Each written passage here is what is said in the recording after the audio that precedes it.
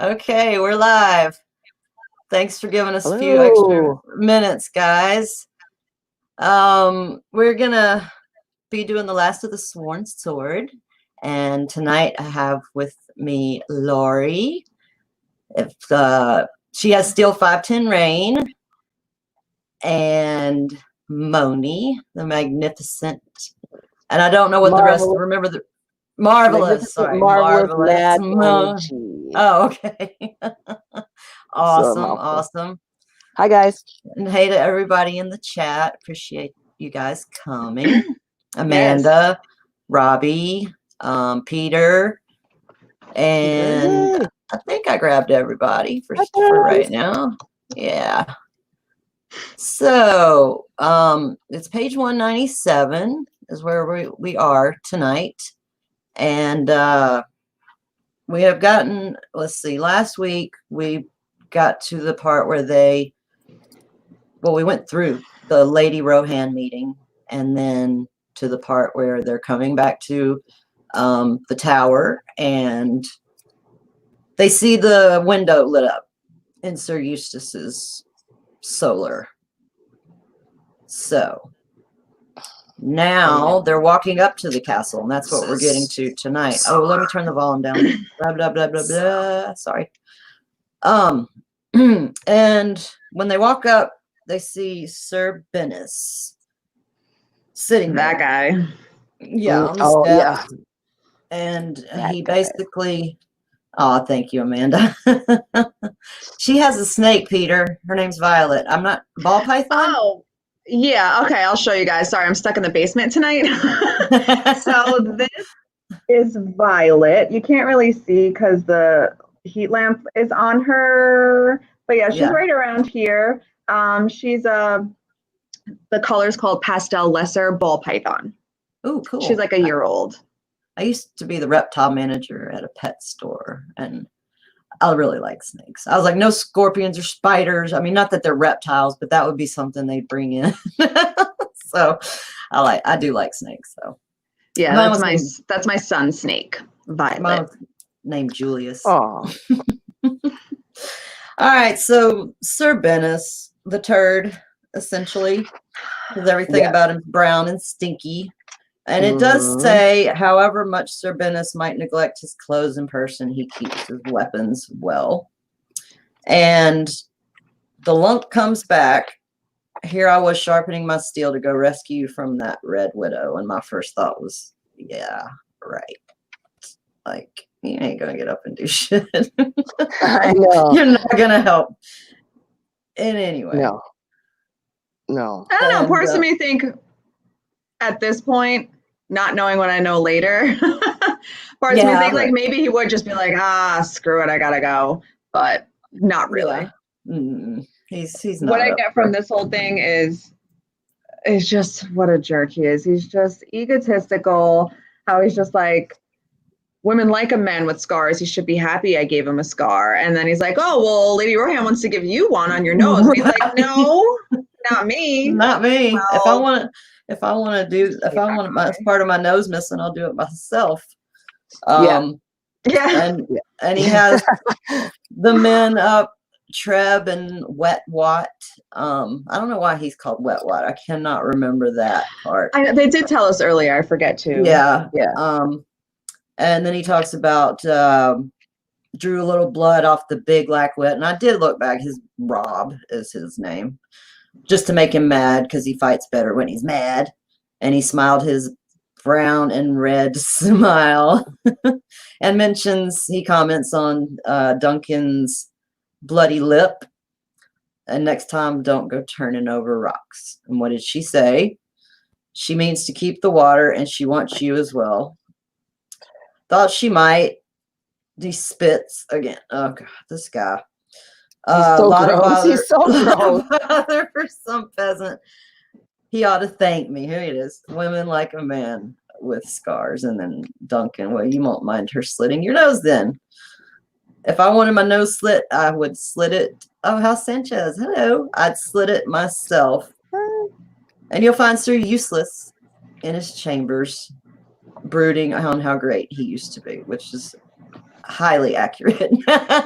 Yeah. I did just happen to look back, page 145. Wet Wat was named because he had mentioned he fell in a village well one time. So that was that. He was Oh, Wet Wat that's forever. right. Yeah. That's right. Yeah. Unfortunate for our guy. I just put like for him, he's just a puke. Man, I just Bennis. Bennett. Yeah. Yes. I'm surprised they couldn't smell him before they got to the castle, but So he's really written in a way that you just don't like the guy. no, he's not. And Laurie and I were talking, and I kind of think that I felt the same way, that he reminds me a lot of Bronn from the show, but like without the charm. Yeah. Like, minus that's the perfect. charm, all the despicability. Like, you know, what, like, because if Bronn on the show wasn't so freaking charming of a man, like, he's really not that great of a character as far as, you know, stand-up He's a guys. I good- mean, he's a sellsword. He's a sellsword. Right. Like, it's not no Right. judgment. He is what he is. But yeah, but it would be like Bronn He's good without at the it. charm and with the stink. With Yeah, and like if he were like a cop nowadays, he'd be one of the ones that gets fired. For just for sure. For you sure. know, Yeah. but like lives for that power in a way of like being a knight, but and like sort of does it, not that he doesn't, but like is just a bully and just abuses his power and has this he's just rotten. Yes. Yeah. Rotten core. It makes you wonder why Eustace even took him on in the first place. But well, I don't think you he's got know, a lot of options. True. Very true. Very true. And I do like was a few times ago, but Thunderclap had mentioned how, because it reminded me of them at the wall when John was training before they were sworn in and stuff, and it reminded me a little bit of so John was kind of like the good guy like Dunk, but Bennis was like the bad guy up at the wall. Yeah, Sir Alistair. Alistair. Only Stinky, because I don't think Alistair was Stinky either. Yeah. Like he's just the stinkiest of all the characters too. Yeah, and Mormont, he's like, I don't need him to be charming. Kulnitsky, I saw, hey, what's up? Yo, I saw that you had subbed. I really appreciate it and welcome. So yeah, now we confront Sir Eustace, right? Oh yeah. Well, first Egg says he fought for the Black Dragon. And Duncan's like, I ought to cloud him in the ear. Right, yeah. So he tells Bennis that he knows. Right. Yeah. And it's like yeah, so they're still right now they're talking to Bennis and he's like, are you surprised? You think he picks the winning team? And then Dunk comes back with no more than you. Right, exactly. You wouldn't be here with us. Yeah. So he sends Egg off to tend to Thunder and Maester and then come up and join him with, which I thought was interesting. That he wanted Egg to join them. Definitely. Yeah. You got it, Amanda. So thank you. He's sitting there with his father's cup. George, you know how he's into all his descriptions. It's got jade and gold. And at the sound of Dunk's footsteps, he looks up and he blinks like a man waking from a dream. So he's drinking and he's just sitting there. There you go, Moni. Thank you so much. Because that just, I don't know. Worried. Talk about sulking. It's like make her sulking in Summerhall. Eustace is sulking in. Yes. Standfast. He doesn't know what's going to happen. And he also asks if Duncan gave Sir Inchfield pause. Like, did you scare him a little bit? No, I pretty much made him mad. I pissed him off for being there, you know. And he didn't like taller than him. Right. I was about to say he didn't like that fact one bit. And listening to the audio, they say roast, which I don't know if it's Southern of me to say Roth or if that's how you guys would say it too. I would say Roth. Okay. Yeah, I would say Roth also. Let's see. Oh, he leaves out the part about Lady Hellicent because it made him look like a fool, and he would have left out her slapping him, but his broken lip was puffed up twice its normal size. I mean, she must have like really knocked the shit out of him. It's puffed up twice his normal size. She's a little beast. Yes. Yeah. Once I got to the end of this, I'm like, I really like her. Brooding, not just a Targaryen trait. You got that right, Amanda. Because Jon Snow does it too. That was pretty much what he was like famous for on the show. Yeah. Her ladyship gave me a slap. Oh, she struck you. These high lords and high ladies, and they're just, you know. There's where she smacked him on. What? Yeah. That's how she reached that high is surprising. Closer, she's tiny. She made him kneel. Yeah, she made him kneel. Right. What she was standing on was also like a foot up high, and she still knelt. So she like went, bow! Like, so she was getting the upward maybe angle, and she really and clocked him. Very angry, or had a lot of anger built up that she just took out on him. For sure. Oh my God, she slapped my envoy. She dared lay hands upon your person. So much testosterone. Only the one hand, it stopped bleeding before we even left the castle. And Dunk made a fist. She wants Serbennis, not your silver. And she won't take down the dam. And he talks about the parchment with some writing on it and the king's own seal. It says the stream is hers, and that you had, and then Eustace is like, what, risen up with the black dragon? I figured, I was scared she was gonna. She might say that. It makes you wonder about Sir Eustace a lot more, like, because he totally acknowledged, and and this comes up in terms of like Dunk and his whole sense of honor and loyalty and truth, upholding the truth and everything, and it comes to the point of, it brings up that theme of knighthood, and like, do you do what your lord or whatever tells you to do, even though he's not a lord, but whoever you're sworn to, you do what they want you to do, or do you just kind of have your own opinion and go with your own moral compass? But that was total acknowledgement in that Sir Eustace knew exactly what he wasn't saying. Right. Like, he kept it from him. They had that whole ride in the forest, where they were talking about Sir Arlen of Pennytree's loyalties. It could have come up then. So it just makes you wonder, like, why would he send Dunk there in the first place if he feared she was going to, obviously she was going to tell him. It could have come up before he sent him. Plenty of opportunity for that to happen. We don't know how long he's been there, really. So. Yeah, so I like have in my notes, like, why did, like, Eustace didn't want Dunk to know, but why send him there in the first place? Was he so high on the prospect of Dunk's presence alone putting the whole situation in his favor? And Sir Eustace, like ebbs and flows between rational thought and like dreamy, fantasy-driven action.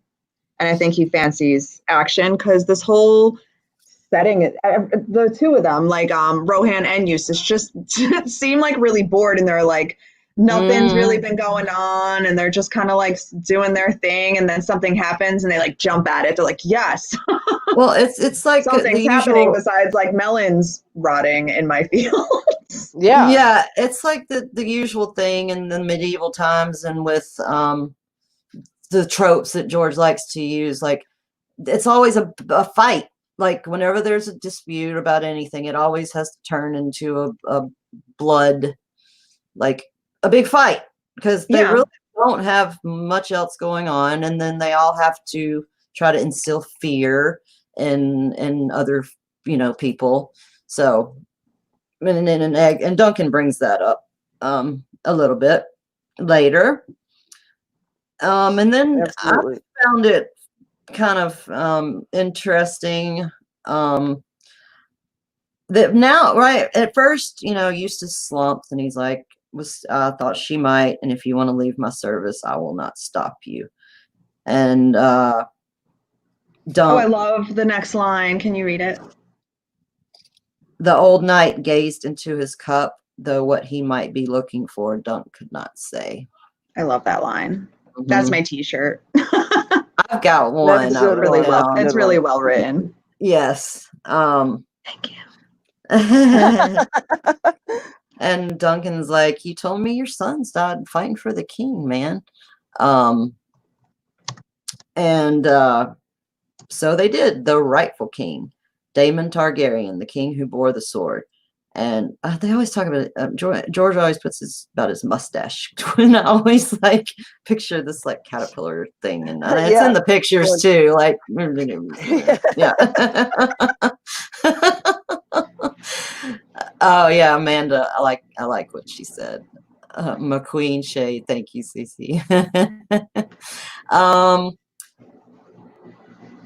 And so he goes on, and when he said the king who bore the sword, King Arthur, like that immediately popped into my head, the sword and the stone. And that the men of the Red Dragon call themselves loyalists, but we who chose the Black Dragon were just as loyal once. Though now all the men who marched beside me to seat Prince Daemon on the Iron Throne have melted away like morning dew. Maybe I dreamt of them, or more like Bloodraven and his raven's teeth have put the fear in them. Yeah, and they cannot all be dead. True. Very true. They're around. But I put in the notes, or could they be? Because like, yeah. I think I did Raven something. And his magic kind of like picked him off. Yeah, like all the.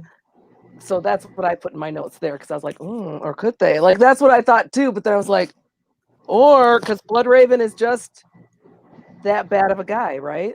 I mean, that's kind of like the feeling we're getting so far. So that's how the other half sees him, and that's when Duncan, it's like, I must have fought for somebody, been under somebody else's service that had fought for the Black Dragon, because half the realm was for one and half the realm was for the other. And I think of where he's been though. He's been to Dorne, so they wouldn't have been Daemon Blackfyre supporters. No. And then they went up to Old Town, who had one foot in each camp. So maybe, or sort of. Right. Yeah, you're exactly right, Amanda. Sorry, I didn't mean to interrupt.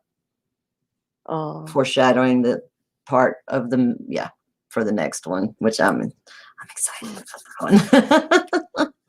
We're all like chomping at the bit for the next story.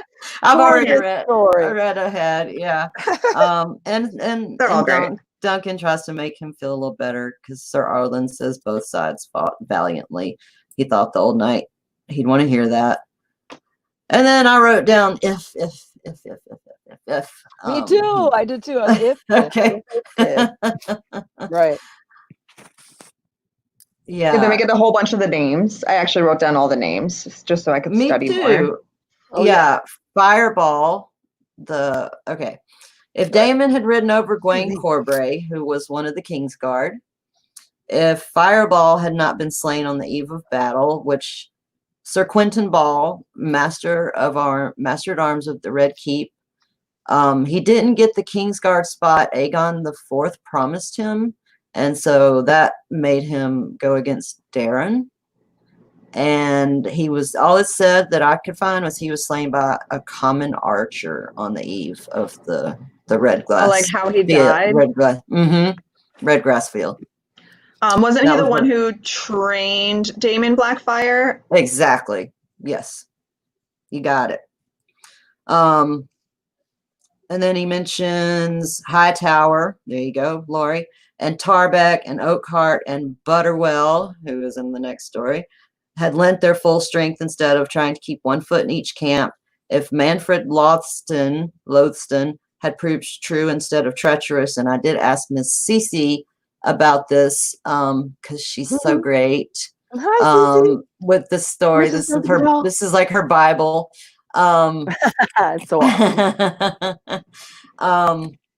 That the Lowstons were kind of like, not like, she mentioned Lord Frey first being late, but then she kind of mentioned Tywin and how he was waiting to pick the winning side.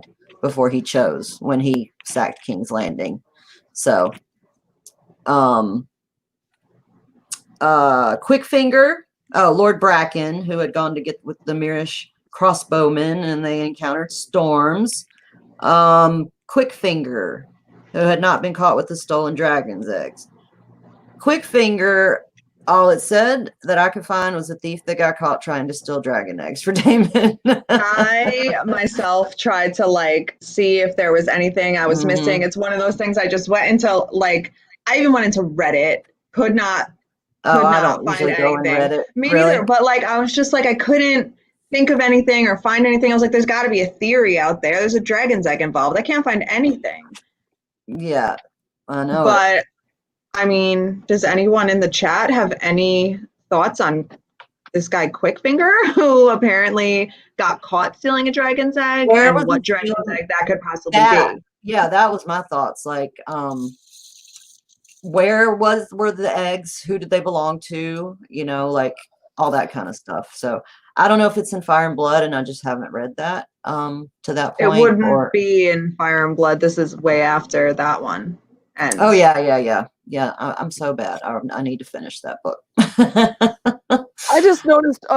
In you guys' research, did you notice anything about the flowers that they mentioned? That was the only. There was only a couple names that I think Fireball, because I think that's you guys were talking about that before with CC, and like I didn't really recognize barely any of those guys. So I was just like, it stuff that we talked about. It might have been like just all of for the next one, like for the mystery night.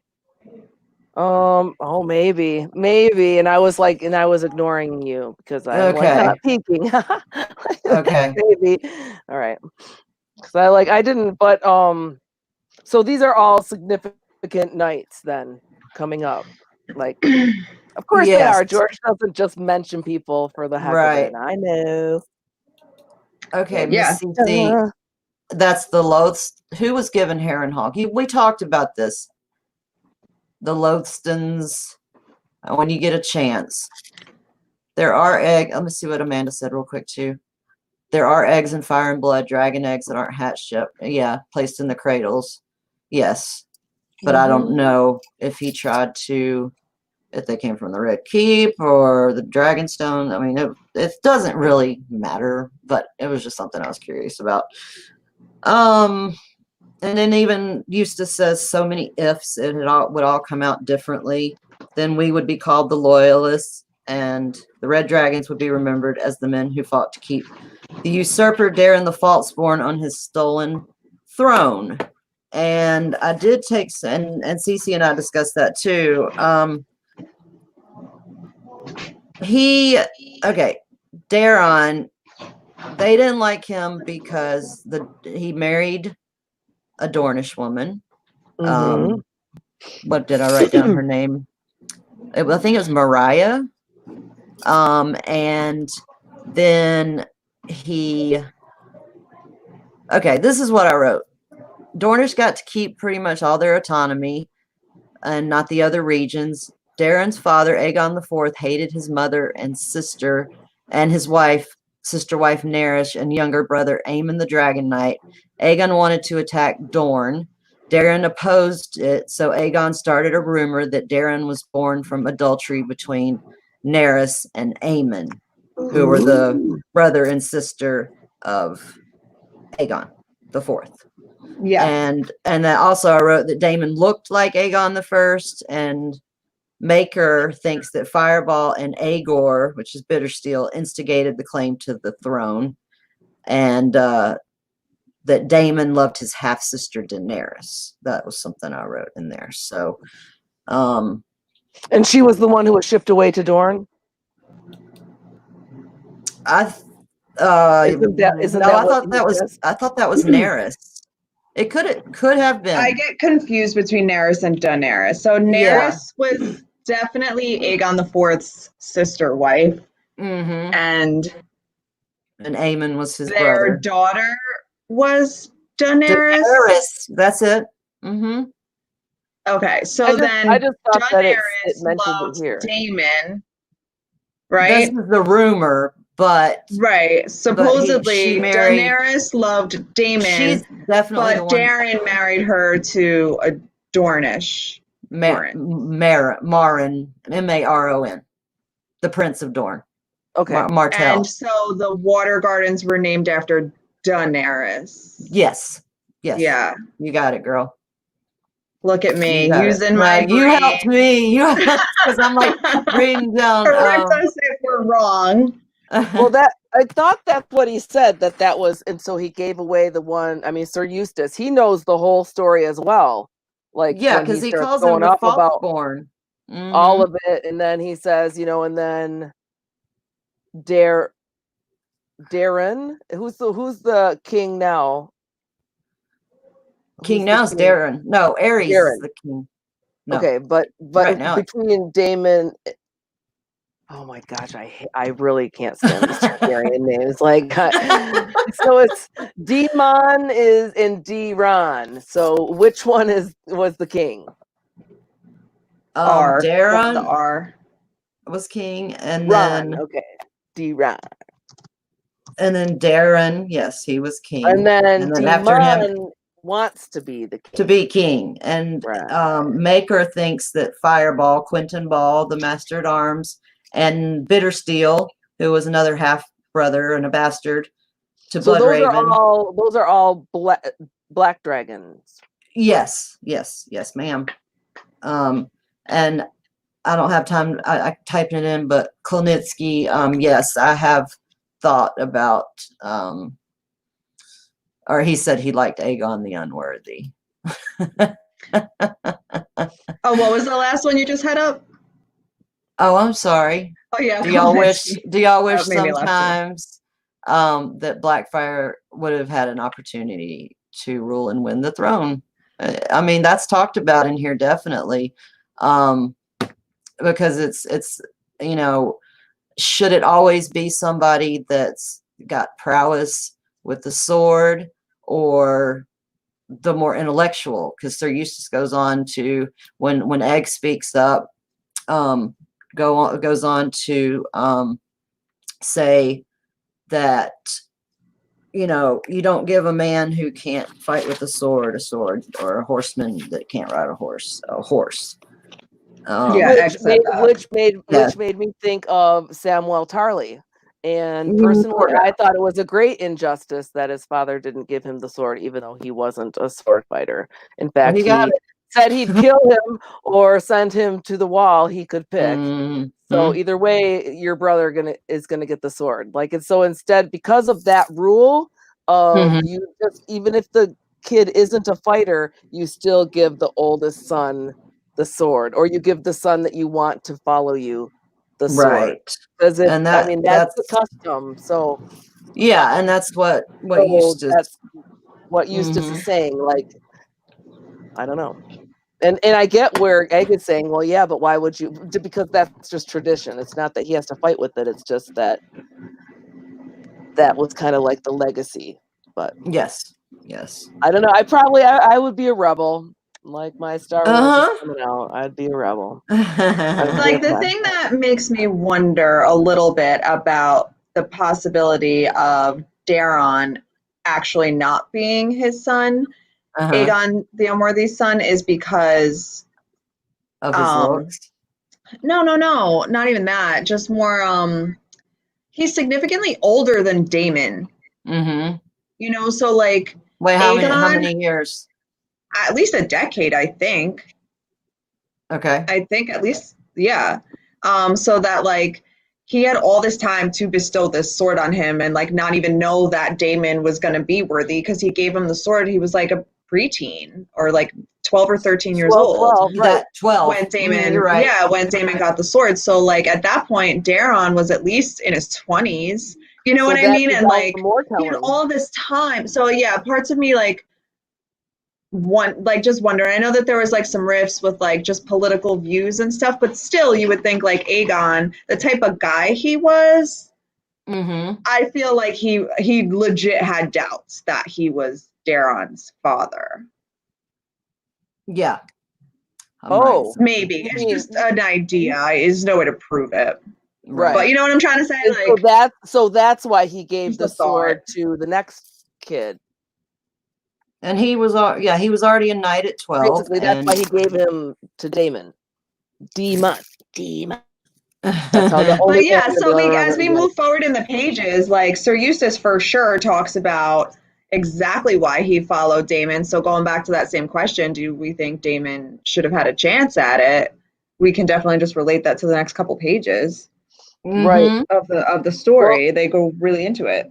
Well, the next part is okay, just but that's what Dunk throws out is that like, but you were pardoned. Like, you know, you got to keep your head, and that's what I think. This might be my my t-shirt, Laurie. A king's mercy is a poisoned gift. Yeah. Yeah, that's a good one. I thought that was like Yeah. great. So you know, because he talks about he had to give his daughter as ransom. He to- bought back to- his head. That's what he to say, said. yeah, to save to right, basically he had to kneel and swear fealty, and then he had to give a hostage, which was his daughter. And then what we found out was that from Rohan was that his wife, upon finding this out, threw herself Jumped. Yes. off Yes. the tower, and so he lost everything. Yes. I'm not laughing at you. I was just laughing at Like, Sanchi, so which I want to say funny. Squanchy because of Rick and Morty. So sorry about that. No, Sanchi. Oh, He and is Sanchez. there's even a Rick and Morty picture. No wonder that Yeah, keeps popping yeah, in my he's head. Squanchy. So that's when Egg kind of comes in, right? When he's talking about. Let me get to the next page here. Sorry, I put my face. Well, in the then, camera. treason. It's only a word. Yeah, because like Egg asked, why did you do it? Oh, innocent. And Cece put in earlier. The victors are going to be the ones that write the history, and the loser will always. Sanchez is cracking me up. I lost my train of thought. Dang. Because Cooper can never win their chaos. Yes. So yeah, he says that. And then Dunk thinks in his heart the black dragon never died, or he realizes. And then it's Egg, and if it please you, the Red Widow says you rebelled to get her castle. That isn't true, is it? The castle, and he seems confused. Cold Moat. Yeah, Cold Moat was promised me by Damon, but it was not for gain. No. And then Egg wants to know why, and Eustace is like, why? Why were you a traitor if it wasn't just the castle? And treason is only a word. That's a good t-shirt too. Yeah, treason is only a word. I love it. And it all depends on what side you're on. Yeah. What's treason? Treason is only a word. When two princes go to war, you pick one side or the other. The victors always hailed as loyal men, and losers as the rebels and traitors. And then Eggs is like, Darren was a good man. Why not choose him? And Sir Eustace basically is, he was spindly, round of shoulder, he had a little gut, and the people he surrounded himself with, you know, you can tell. Well, before we get to that, he compares him, the way they look. Damon, straight and proud, flat stomach, and he could fight. He was as good as any knight, but with the sword, he was the warrior himself. Which makes me think of Robert Baratheon, which was another, you know, because it seems, and I also wrote down some stuff too about how many U.S. presidents have been in the military, but, you know, why can't it be that Damon, who was surrounded by maesters and, let's see, maesters and Septons and singers and all the Dornish, and then that women whispering in his ear, which I don't believe that really. And he was probably a bastard. So what if What? he had women whispering in his ear? Is he a smart man? Well, that's it. Like, Well, because Eustace what? didn't have women whispering in his I know ear. he's Okay. the tea. Yes, we're dishing up the tea right now, Mrs. Duncan the Tall. Ooh. I first Yes. heard that word from my daughter. I who's know that's 18. and who I heard it from was Carrie. Yeah. Because that's how out of the loop I am. But I was like, ooh. Okay. Me too. And now she calls me a boomer all the time because I'm I know old. that's But I'm funny. not a freaking baby boomer. Like, that's people in their 70s. Okay, wait. Thank So this you. is like him, like dressing down Dunk Egg, because he asks him, but like, why? Yeah, Yeah. you got a picture of Sir Eustace being like wasted at this point. Yeah. And Yeah, like in Dunk even notices he slurs something. I say, yeah. Yeah. like when he's yelling back at him, and then like and I'm sure And Egg like, you knows, know, and like, he's people are wasted. holding on to his cup and he's like, you know, won't let go of it. It's like he just won't let go of these. When he's like, Right. the Black Dragon never died for him. It's like he's It's just holding on. And it's his father's cup, and look at that bad boy in the Yeah. picture. It's like huge. And I don't know if you guys noticed in these few pages, I don't know if it's happened already, but every time like someone kind of like challenges one of his like thoughts or like breaks his concentration on his like dreams of glory past, some of his wine spills out of his cup. Yes, I noticed. Yeah. Just Every like little time. Like, every time symbolisms, you it's know, like, where Dunk's like, I don't know what he's looking, you know, what he's looking for in his cup, I couldn't say. But then every time like a piece of his dream gets like, you know, challenged, it spills out. So he keeps looking in his cup because in his cup is like all of that. All that honor, all that pride, Ooh, I everything love he it. feels like Darren stripped from him. That's all in this cup that he won't let go of. He won't let go of. He won't let go of. Yes, Rooting, you Sir got it, Eustace. girl. It's written so well. It is. It's so It good. really is. This story, like George got more. He flushed things out more than the first story. You know, that in my opinion. And then Eustace was like, Damon was not too pious, and men just gathered to him. Has there ever been such a noble company, group of heroes? Why? Because Damon was the better man. His father saw it too and gave him the sword when he was 12. I have it in my notes. And Dunk says, my father says that's because Damon was better fighter than Darren ever was. Why give a horse to a man who can't ride? And I love this. Egg says, yes. Was Well, Egg, the sword was not the kingdom. And then Eustace is pissed and he's like, your father was a fool. And he says, but that's just Dunk repeating what his father said. Like, and his father is sulking because he didn't get to the end of the king. Like, you know, off at Summer Hall. So, like, this is all like from Egg's very narrow perspective, like from his view at court. Like, even though, I mean, I don't think that he really super trusts Bloodraven either, because he's a bastard, even though he was made legit. And we've heard him kind of go off about that. So, you know, he has a very, very narrow perspective, and that's why this story is opening that eye, you know. Oh yeah, and as we learned even just from the World of Ice and Fire, how like that was written for Joffrey, Tommen, whatever. You know, like these kings get told things from rose-colored glasses in their favor of their family. Exactly. Right. And Egg's so young, he doesn't know any better. But he knows, he's very smart. He's learning. He's academically. Learning. He picks up on stuff. Yeah, but he's super just like Arya. Like he's still just a little kid. He is not, you know.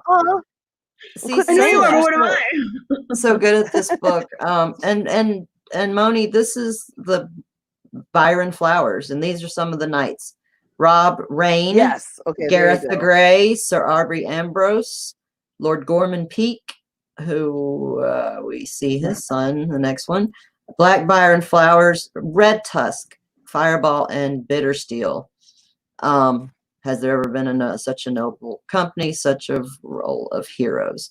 And I didn't get a chance to Has look there ever up. been such a noble company, Oh, that's so epic. It's like, probably not. Like, when you write it like that, no, of course not. Like, how can they not be like, yeah, Black Dragon forever? Like, pour me some of that, whatever you got, Sir Eustace. I want some. Yes. Because he is, like, in his cups. Woo-hoo. Big time. Cece, who was Red Tusk? I didn't get a chance to look that up. No, I'll look. It is Gorman's son, and his name is Amanda. We'll talk about it next week. Oh, and that was something else. And I was writing it in my notes, and I wrote it wrong. Actually, you are right, Amanda. Go ahead. But that at first I wrote the king, but it wasn't the king. I had to go back and relook. It was Bloodraven. Bloodraven has forbidden us to sing of them. Like, I thought that I just love when they talk about, you know, the singing of the knights and the dance and all that. So, and then such a noble company, a roll of heroes. Ah, I love that. That is like, and they were trumpets. Yeah. You know, something important's gonna happen. So if anybody knows who Red Tusk is, please throw it in there. No, but they I'm very curious. Don't they? Like, yikes! Yes, I don't want to mess yes. with Red Tusk. You know that guy's a badass on the warfield. Anybody named Red Tusk? Come on. Let's see, the Blackfyre, the sword of Aegon the Conqueror, the blade that every Targaryen king has wielded since the conquest. He put that sword in Daemon's hand. And then after he says his father's a fool, and Egg's like, he is not. You asked a question, I answer it, but I'll not suffer insolence. Sir Duncan, you should beat this boy more often. His courtesies leave much to be desired. If must needs, I'll do it myself. I will. And Dunk's like, no, you won't, sir. Yes, I know, but that's when he jumps in and like is absolutely in Sir Eustace's face, like, no, you won't. And then of course, I had to reckon back, like, what happens when somebody hits the son of a prince. Ooh. That's true. Just remember nice how call they're back, like, Moni, nice call back. Yeah, he's gonna lose that hand. Yes. Yep. It's like, so of course our hero would step in before anything like that happened. You know, I didn't even think about that, Moni. Good job. And then Duncan made up his mind. Yep. It's dark. We will leave at first light. And now Eustace is upset, even though he said, "Oh, you can leave my service." Yeah. Because he's drunk. Yeah. Yeah, you're right. You're like, hey, he's hot and cold. He's hot and cold. Anyway, okay, here we go. And then he busts out and like, yeah, and you lie. He's like, you will not, sir. No, you will not. You lied to us. And then he has his own thought bubble about, you know, however you want to spin it, but you lied. There wasn't any honor in it. And then he gives Eustace back his cloak. Just sets it in his lap. So grand. Did that? Are you leaving me for that whore's bed? I don't know that she's a whore or a witch or a poisoner or none of that, but whatever she may be makes no matter. We're leaving for the hedges, not for Colmote. And then Eustace gets really like, I'm gonna kick you when you're down. Yeah, all you're gonna be is wolves prowling. The ditches, and you're gonna be wailing. You can see him like all spilling his good wine while he's doing it, yelling. Yeah, the wine that Duncan and Egg brought. Yeah, for him, all over his little cape there that's on his lap. He better watch out. And then he's like, "Go then! I want you to go. Go then." He's all upset. Oh, I'm like embarrassed for him. Yeah. Oh, it's a dark night. It's a dark night. And he's like, as you say, sir. And then Dunk beckoned and Egg followed. And I thought that was cute how he wanted to be as far away. It was too late to leave that night, so he wanted to be as far away as Eustace as he could. So that was the first time that he slept down in the cellars where they had the beds made up, because otherwise he was sleeping up on the roof. And ew, Ew, what an image here. Okay, because my skin was crawling. Like how we could figure that he was going to sleep there that night. Yeah, I broke last night in the cellar with all the other guys. It smelled of dank vapors from below. Ew. And then there was like super snoring. Like one little guy was like a super loud, like intermittent snorer, like one of those like and then the other one was just a constant buzz saw the whole time. And then from all his trekking in the woods, he was all bit up from mosquito bites and tick bites and stuff, so he was all itchy. And then there were fleas in his bed. I was like, oh, I would have like just ran right up to the roof and said, I don't care. I'm sorry. This is just underneath, because that was horrible. Oh, what Go a ahead. Oh, y'all finish what you were gonna say. no, go ahead. I was just gonna that it was say, awful. It's gonna sound gross, but my dogs have fleas right now, and I'm trying to get rid of them, and so I have, have had them jump on me, like in the last few days. So I couldn't imagine. You're not letting them jump in your bed. Your straw bed? Yeah, no. Yeah, I thought it was weird that he decided to sleep in the cellar instead of on the roof. Well, just after like 5 minutes of that, like, because he said like how he was just laying there, like, and then he's just restless, and now he's got things going through his mind. Yeah, everything is having one of those nights that we've all had. Yep, the checky colors are going through his mind, and like just running through all the. The little prince's seal keeps running through his mind, and the parchment paper that he couldn't read keeps running through his mind, and he's like, oh, and all that other crap is happening. So imagine the cacophony of snoring and bed bugs biting you and fleas biting. Oh my gosh, how horrible. And it's hot, it feels like, and stinky, because whatever is underneath the cellar is coming up and smelling. Ew. Especially got Cece. I just told her to heal, and Amanda said, "Down, Cece." How Sanchez shouldn't Dunk be considered a traitor too, because he fought on behalf of a traitor of the realm. Why is he excused? In my opinion, it's because of something they say a little bit later, that the king, Aerys, doesn't give a shit. Like, he doesn't care at this point. So unless Bloodraven was around, and which I think he already knows. Bloodraven's totally around. Yes. He's totally around. And he's in every single animal. Yes, there you go. He's in the fleas. He's everywhere. The fleas, I just was thinking that. I was like, oh. I am a little curious if he's in the flies in this story. Oh, because they are mentioned a lot. And the stars, too. I don't know if he can't be on in the that. stars. We love you too, Miss Duncan the Tall. And Maester. I think he might have been in Maester. I was for sure say that.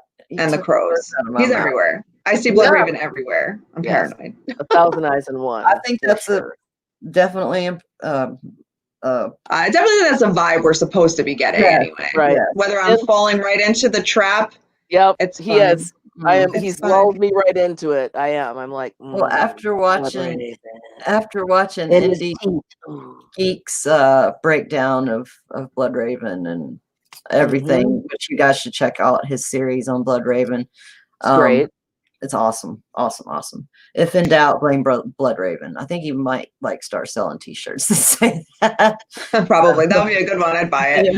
Arya got fleas and was okay. Totally. And it's so funny you say that, because I always get reminded of Arya when we read Egg. There's so much.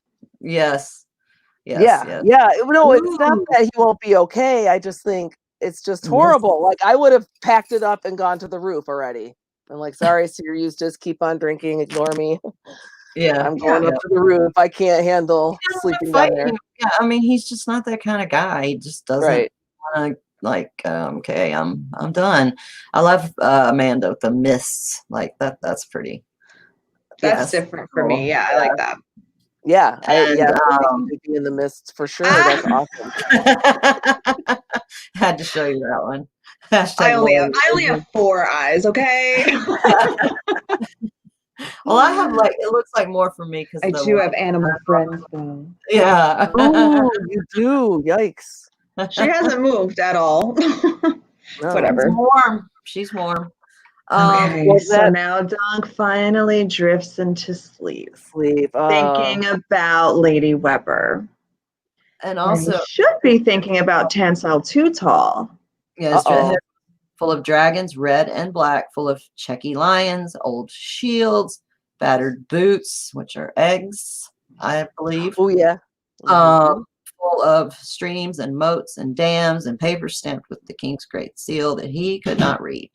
And then the dream comes, and I was like thinking so hard about this, like what does this mean? Like, is there something in there? And It's Bloodraven. Just kidding. yeah. Oh, it's Oh, totally Aziz great. Raven. Okay. All right, Amanda, that's cool. Yeah. So it is a romantic one. It is a big foreshadowing of what's to come. It is spicy.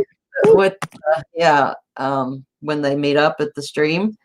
So Rohan, he could see her freckled face and her long red braid. That a braid. He's obsessed with it. She's obsessed with it. Like, it's such a big deal. It made him feel guilty. He should be dreaming of TONSIII. I know, but I had to make a note about that he feels guilty in his dreams. What? Dude? But what did he know? Don't feel guilty in your dreams. That's okay. Just thinking of the widow was proof enough that he was thick as a castle wall. Rohan at least had touched him. TONSIII, that he didn't get a chance to even get a kiss on the cheek. And he thinks to himself, don't be daft. She's not for the likes of you. She's this is what I want on a shirt. She's too small, too clever, and too dangerous. That's right. And I love how it's like too tall or too small, and these are the only two women he's ever like had shown interest in to us as readers. Like too tall or too small. Like, I think it's a great. Yeah, that's an excellent T-shirt.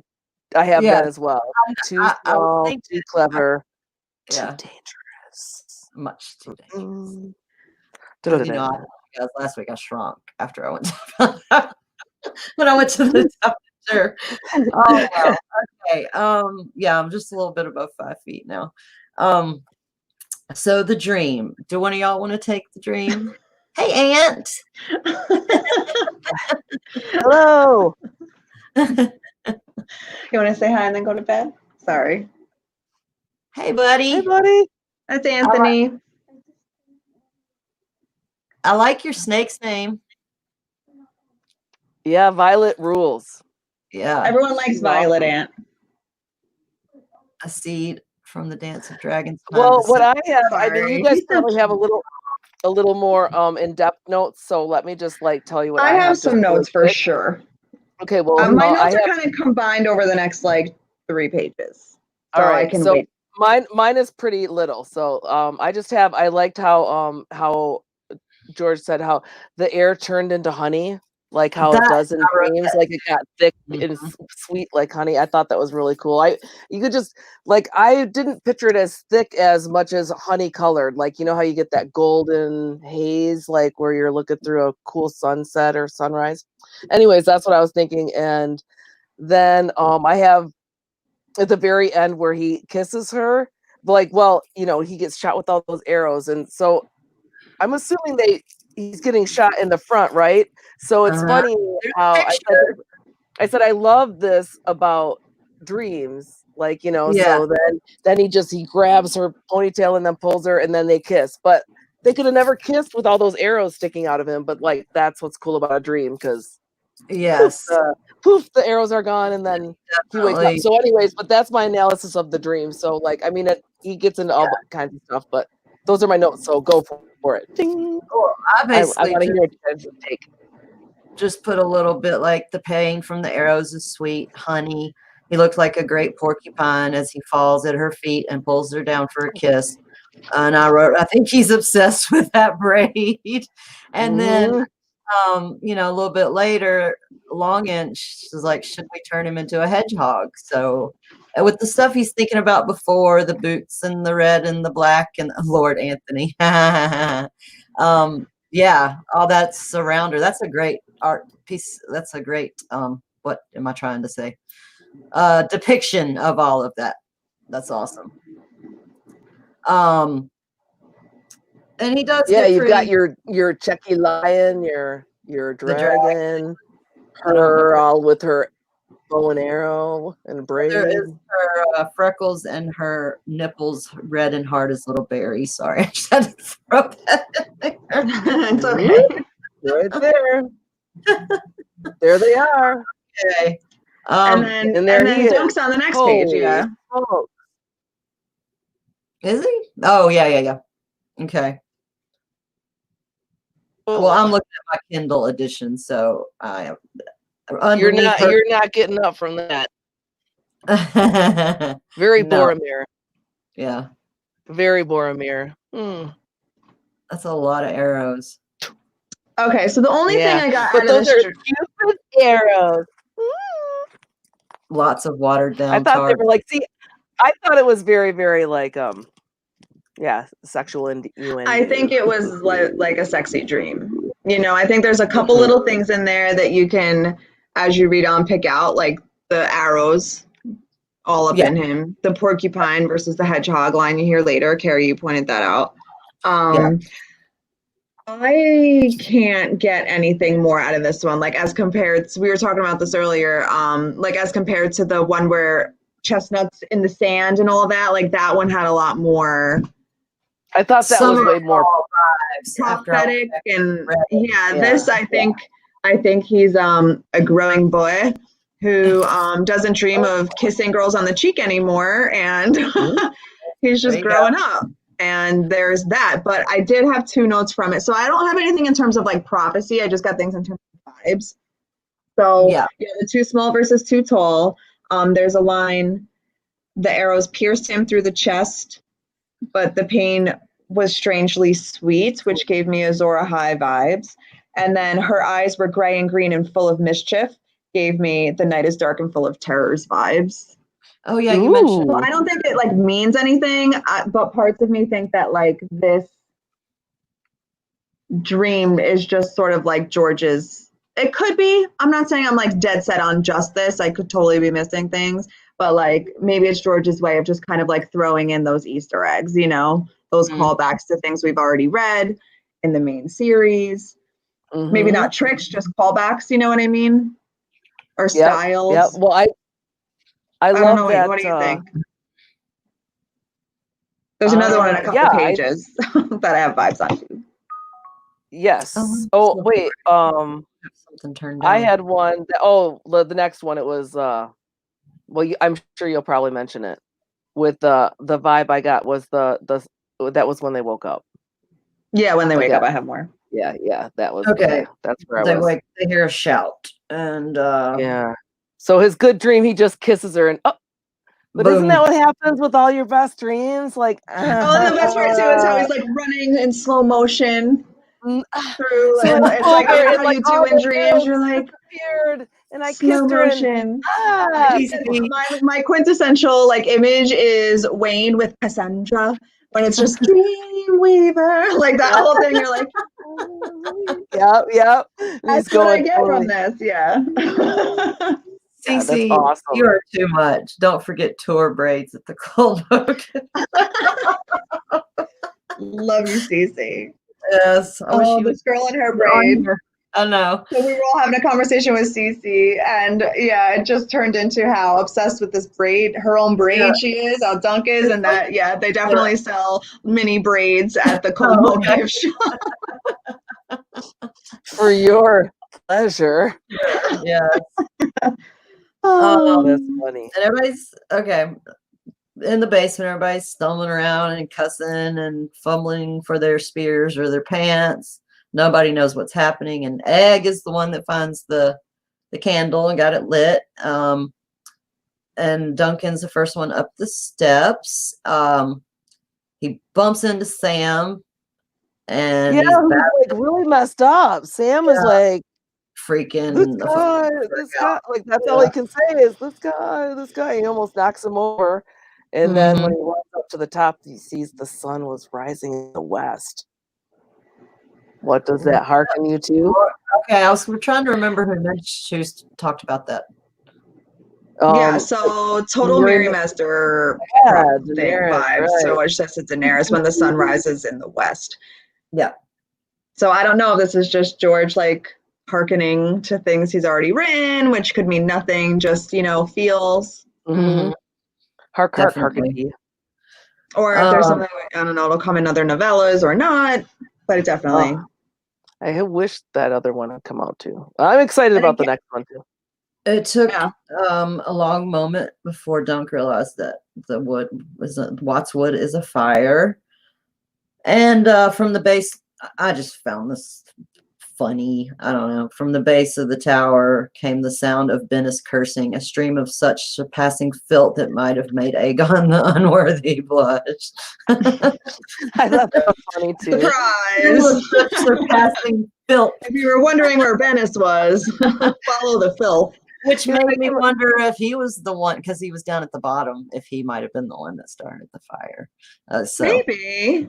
I don't think it is, but that was one of the first. No, but then also we can talk about what we think about that at the end too. In juxtaposition, then Sam Stoops had begun to pray because, like, remember, he's the one who just goes, this guy. So then the next thing he's like praying. So it's like, oh man, this is like scary. And then the first thing that Dunk thinks when he sees the smoke, or like when he sees the fire over there and the red glow of the sky, the last thing that she said was fire and sword. Yeah, and there was one little part about the stars are vanishing, and that he talks about the stars a lot. Right. Yeah, fire. The king's crown was half gone already, obscured behind a veil of rising smoke. Ooh, that's Bloodraven. He's having yeah, there's your mist. A veil of smoke. Yeah. Or is it a play on words with the veil, meaning it's some sort of like foreshadowing? Possibly. We shall see. We shall see. But yeah, fire and sword again is Azor Ahai vibes. Yeah, exactly. I have nothing else to say about it. I don't either. I agree with you. And then I have one more note here. So Watts Wood was on fire. That was actually the place where Dunk's fantasy dream took place. That dream could have taken place anywhere. Yeah. But in Dunk's mind, it took place in Watts Wood and woke up and that wood was on fire again. Yeah. I'm really good at like finding things and then being like, okay, you go figure out the rest. Yeah. Goes anywhere. Like, I think it's definitely, it's one hell of a fire. That's a for sexy sure. dream. Yeah, he likes her. And she's kissed by fire. FYI. Yeah. Minnie Moni. Yeah, she's like low and feisty. Whew. And so nobody's sleeping in the castle. They're all wondering if the fire's going to engulf them. Dunk is standing there watching for riders in the night, and he's like, Bennis, it's you she wants. Might be you should go. And if I could do a British accent, I would. But what run on my horse? Might as well try to fly off on one of these damn chickens. These chickens. Then give yourself up. She'll only slit your nose. And of course, he's not going to do that. And like, I like my nose. Yeah. I'm like, ew. Nobody else likes having their nose when they're around you. Please. Right. Good one. That's good. That's a good thing, Moni. Not really a parallel, but yeah, you smell like shit, but you don't want to lose your nose, Right. Like, we all wish we could lose our nose when you're around, but no. Right. Good one. You're offensive in every way. Bennis. Yeah. Yes. And then Eustace and Bennis are talking about how to fight the war. So some things they'll never do. Yeah, just things they'll never do. And things that aren't even gonna they're really evil, mean things to do. Right. And it's like, oh my God, you can't let them do that. And Dunk's like, they're just trying to keep their minds occupied so they don't freak out. Right. Like go and burn the mill and kill the miller. That'll cost her dear. Or and they think and Long Inch won't be looking for them anywhere else but the dam. And let's see. We talked about leagues being 3-point-something miles, and that's where the whatever is. So 20 or so, 22. What's I don't know, something like that miles to go get to this mill. It's kind of ridiculous. Burning her crops was another one that they talked about. And when Egg asks Sis, "Sir, you have to stop them," Dunk asks how, and he thinks the Red Widow will stop them, her and that Lucas Long Inch. And then what Laurie said: "Make noise or piss their britches. Not to do with us." And they mean to make an early start after their sleepless night. He did not know how far they'd get, and he and Egg broke their fast on boiled eggs. While Bennis was rousting the others outside for more drill, and Dunk thinks they are Osgry men and we are not. And they talk about eating breakfast. Sir Eustace owed him that much as he saw it. They drink, blah blah. And at first I was wondering, like, what just on my read, I'm like, okay, so they're gonna go to Faircastle. And then I thought back on it and I was like, he's being just silly about this. Like, he's just teasing, like, oh, we could go to Fair Isle.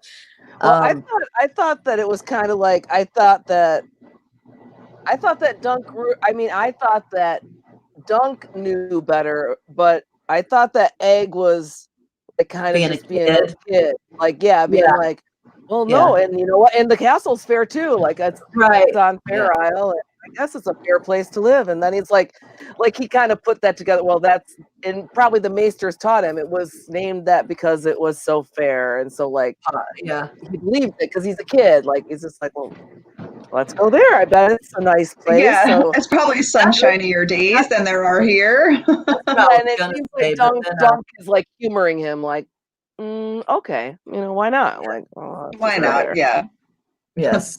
But then I thought, well, maybe he's just trying to like make Dunk feel better, like just joke. Maybe, but that's how I picture it for sure, because he's a smart enough kid. But it just seemed like kind of one of those, just like when he was like talking about the Marauders, like all romanticizing the Marauders on the road, like after he heard about stories about that, it's just kind of like that 9-10-year-old boy thing, kind of like, oh, well, we could go to Fair Isle. It's supposed to be, fair. Everything's fair there. It's like, and who knows what kind of fair he meant? Is it just like dealing with this traitor?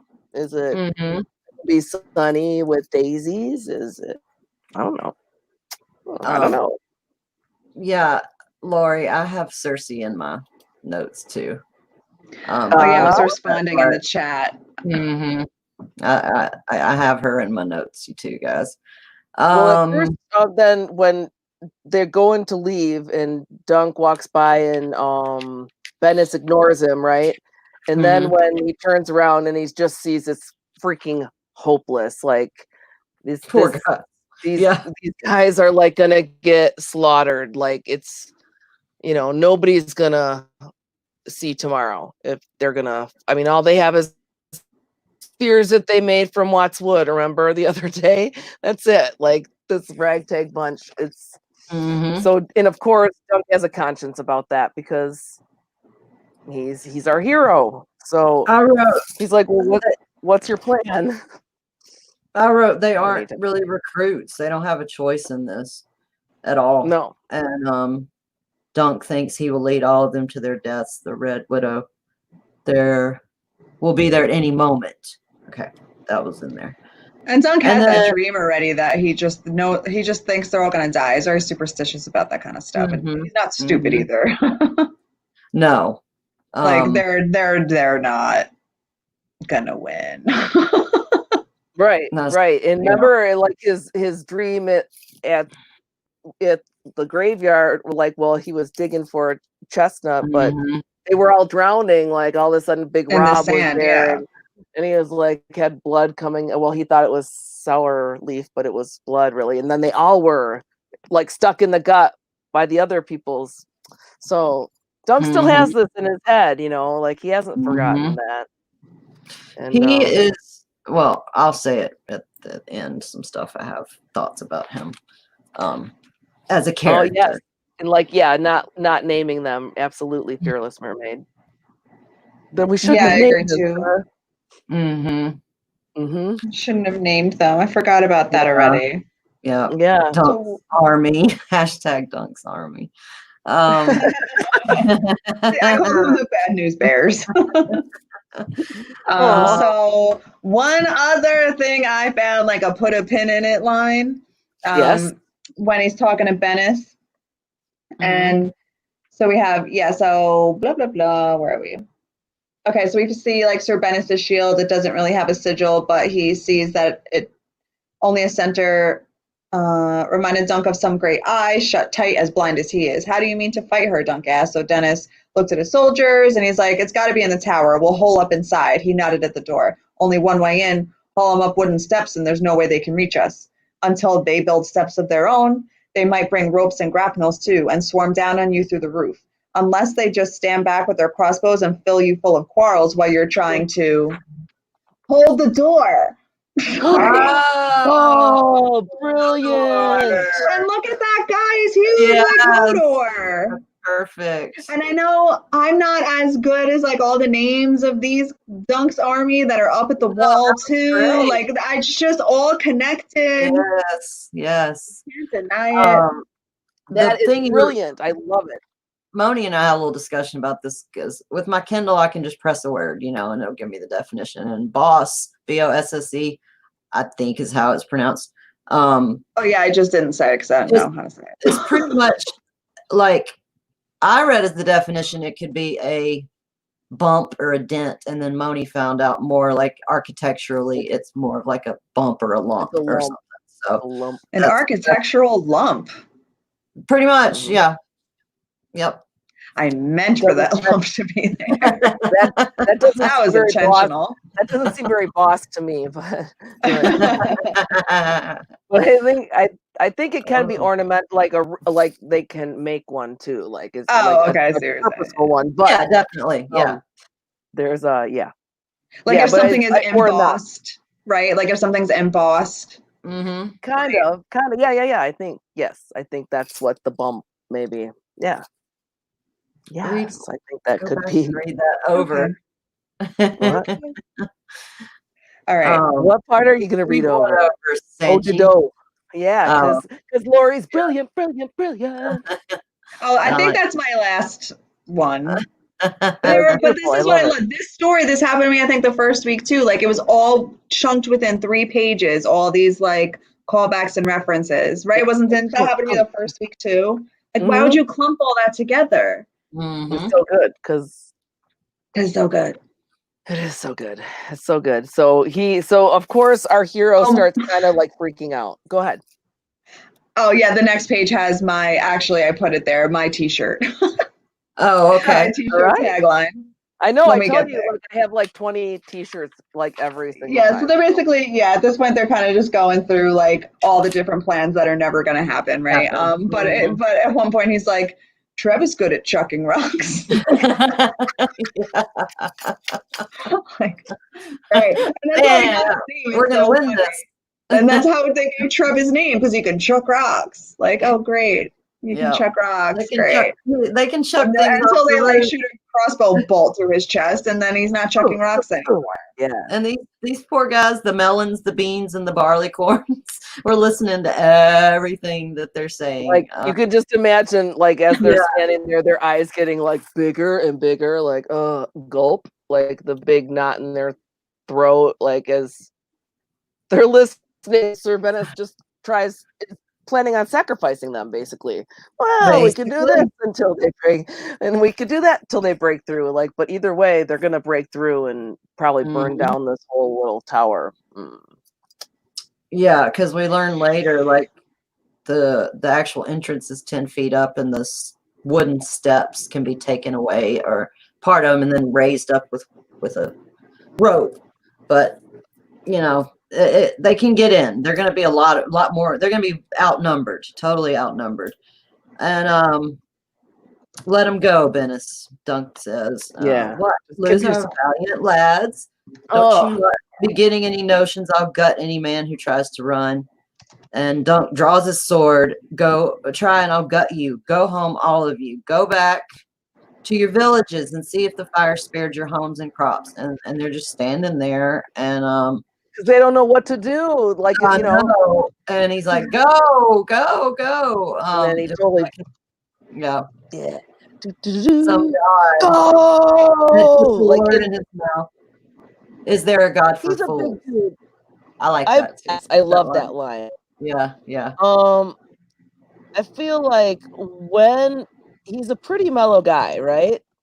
Like, Mhm. he's always trying to be pretty reasonable. Even like when he got swacked across the face by this little firecracker, he was cool and he was mellow. But like this, he's just picturing and Venice won't Mhm. give up, and he knows they're all gonna die. So he's like, no, Trying forget to it. I don't even care. avoid, And yeah, he did avoid a like I massacre. can see his voice booming like that. Go! Like Mhm. when he They're was in like, Ashford pleading for like one more champion out of the crowd. hero. Yeah. Mhm. Yes. Yes. Exactly. So like there, and so finally when he pulls his sword out and actually like does this super gorilla man Have you all scream. gone deaf? "Whoa!" Yeah. Go. Don't you want to kiss your wives again? Yep, skewers the other guy, like tripping over himself to get away, and they all Because one scatter of to their them, different. yeah, one You of gotta them do it. scene. Like also Arya had to almost, do to Nymeria. yeah, one of them almost disembowels one Huh? with their spear, Yes. and one Big Rob steps on a Yep. hen. So yeah, these guys they're super trained. Well, I don't mean to make fun of the poor guys, but I mean, come on. Oh, they're not. That's why No, there's our lots of hero. chickens. Even Bennis laughs like a chicken, doesn't he? Yes, he braves like a mule. Yeah, he has two One of laps. them. Yes, Chickens, yeah. yeah. So there he is. He's That's laughing. such a good picture. and I He looks love so Eustace's posture. hello. Defeated. Yes, he's defeated. Yes, Amanda. That's something I would, because we're gonna kind of go into our favorite parts of the story and what we liked the most about it.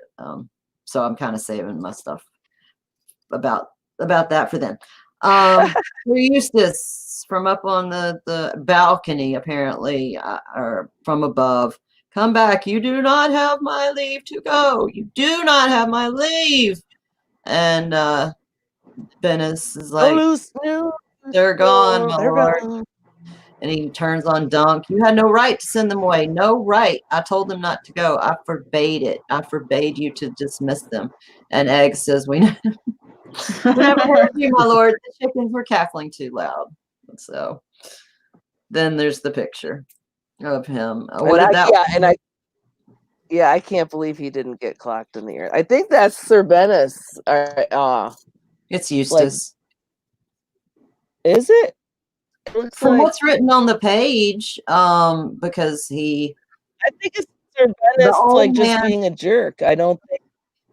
You can tell by the mustache. That's Eustace. Yeah. The old man sat down onto stand back at lowest Yeah, look at his stash. What did the woman offer you to deliver me to her? He asked Dunk in a bleak voice. How much gold did she give you to betray me, to send my lads away and leave me here alone? And Dunk says, you're not alone. I slept beneath your roof and ate your eggs this morning. I owe you some service still. I won't go slinking off with my tail between my legs. You don't have to give Duncan 5 silver stags a month for him to be there for you. His sword's still there. And he's like, what can one sword hope to do against that woman?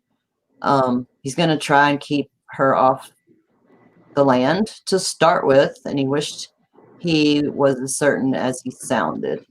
And here with the mustache trembling again every time he takes a breath, I think he's about to cry.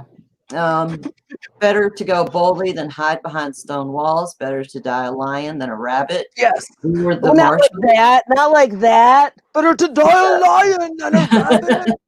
Like, that's what he would say. Not, better to die a lion. No. He's all pumping himself up. Come on. He's like big. And you're like, he's sucking back his tears. That's why his mustache is yes. Training for Lord Commander. Absolutely. We're marshals of the North March for 1,000 years. I must have my armor. So like now it occurs to him to like actually like suit up. Now that his small folk are gone. Nice. Yeah, and Dunk's inspired him because Dunk's inspiring. Because Dunk's Exactly. amazing. Um, He's finding his voice. excuse More me. and more. Egg was looking up at Dunk. I just got to read this last part. I never knew you had a tail, sir. Do you want a clout in the ear? No, sir. Do you want your armor? That, Dunk said, and one thing more. So. And I think it's funny how, like, remember earlier in the story, they were talking about like marrying your sister and stuff, and how it was like so normal for Egg to just talk about marrying your sister because he's a targ. I read, I don't know if I'm right, but I read that line the same way. Like Egg's like, oh, you had a tail, because there's all these stories of like Targaryens being born with like things like that, you know, where where Egg's just like, oh, I didn't know you had a tail, you know.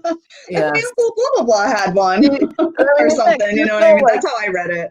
So that one, you thought he was like just being like a kid, like just joking around. A Targaryen kid. Right. But just still innocent, like, whoa, you have a tail. But I thought that one, I thought for sure he was being like, oh, I didn't know. Snarky. Yeah, like I totally saw that one like being like a little snarky. Just making fun of him. It could be. Kind of like, yeah, just like, you know. It could be. I could be reading too far into it. No, I think it could go either way. Either way, it's fun. Yeah, really, either way is fun. He is a targ kid, and he has heard those kind of things. Like, and that, like, just as shocked as he was when he was a bastard. Like, you know, like, you, sir, a bastard? Like, I didn't know what to say to that. Like, oh, you have a tail? The first time he was speechless. Think. Yes. Wait, I was just reading something CC wrote. And then Sanchi, Jamie did well commanding at River Run and at Raven Tree. Absolutely. He's well, I was just trying to spit out that Jamie is, you know, on his redemption arc, and he's learning how to deal with this stuff instead of just running at it with a sword. So they're thinking about taking Bennis, and they commanded him to stay and hold the tower. Because he's gonna like piss the Red Widow off even more. Like, duh. Why in the world would you bring this guy with you? And he didn't require much convincing. And this is the knocking loose the iron pegs, the upper steps. And so he climbs up and then pulls the wooden stair upward, leaving 10 feet of air to the entrance. And Sam stoops and his wife are both inside. And Sir Eustace says, if we have not returned by nightfall, and then Bennis replies, I'll ride for Highgarden, my lord, and tell Lord Tyrell how that woman burned your wood and murdered you. And I thought, what a shithead. He's not going to do that. Like, and then coming out and already, you know, I mean, Sir Eustace is kind of alluding to that, but I don't know. I didn't believe for a second he was going to do it. So they go down to Watts Wood, and it's a wasteland, which is like, and Sir Eustace brings it up. It must have been like what the Redgrass field looked like, or field of fire. So that was before the Redgrass. That was 200 years ago. Oh yeah, okay. That was the green and the black. So that was the Dance of the Dragons. His father. I love the part about the limbs charred and broken, dull red fire smoldering inside their hollow hearts. Yeah, I did too. Of the tree. That was like, it is so. And Sir Eustace starts coughing like crazy because it's the smoke is so thick. But that's really curious too. Now you guys have that how Bloodraven could be in smoke and mist. So that's in my head. So it's choking Sir Eustace even more. Ooh. Because he has 1,000 eyes and ears. And more. Yes. Good. So anyways, I thought that was cool. I was just looking at the chat. I'm sorry. I love that part about the heart, but like now you guys have me thinking about smoke and mist. I know. And now I'm going to see it in every one of those too. Yeah, I love it. And so this is where it kind of like, just when you don't think it could get any more. He's like, remember that story I told you about the little lie, or the story I told you, and Dunk's like, maybe I do. Which one? And he's like, the one about the little lion. And basically, what he's saying, he's like, you know what I'm saying, right? And basically, he's telling him like, when they killed the little lion, I forget who it was. I can't remember his name either. I just had it and I just lost it. But anyways, the dad wouldn't leave his side, so then it was target practice. So like basically, and once the dad was shot down, then the rest of them dispersed and the war was over. Like, so that's basically what he's telling. Like, if you kill her, Well, I thought that story was about the last of the Lord of the Marches, the youngest brother killing the king from Casterly Rock. Right. No, you're right. It was like, yes, he was the little, and he had the last, yes. So he died, but so did he was able to kill the other guy, right? Was that it? Was that the little It lion? was like, it was, yeah, he killed the leader. Yes. And Right. so they was all it the Lannisters? Right. Yeah. Once that Well, went, they all left. Right. And then once you like chop the head off, everyone else just goes home. Right. But that's a stupid idea with her and her men. Yeah, like, so he's basically like, kill her and they'll go home. right.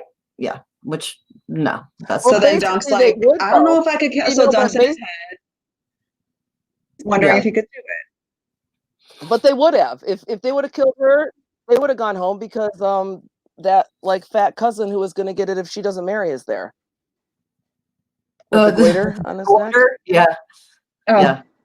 Yeah, they mentioned him, and then he's there. So like, if they would have killed her, if he would have just killed her, like his liege lord said, like, I mean, he's a total rule breaker. This Dunk, this Duncan the Tall.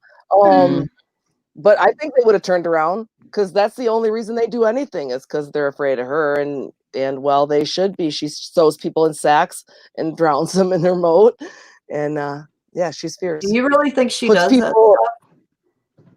Because I think that's one of my notes with Cersei. Like, they women, saw the guys in the crow cages when they came here. Yeah, I think that was her.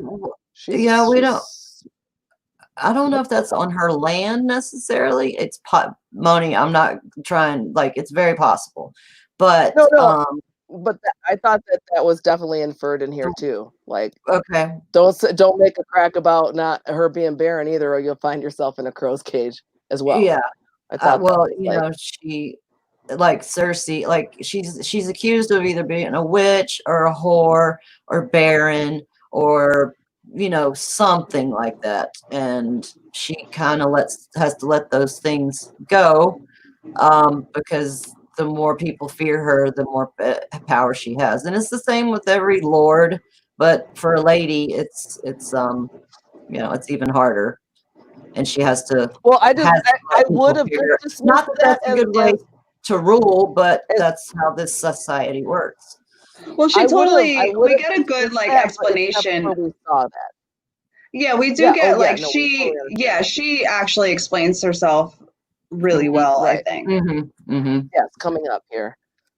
So, basically, where were we? Egg's wondering.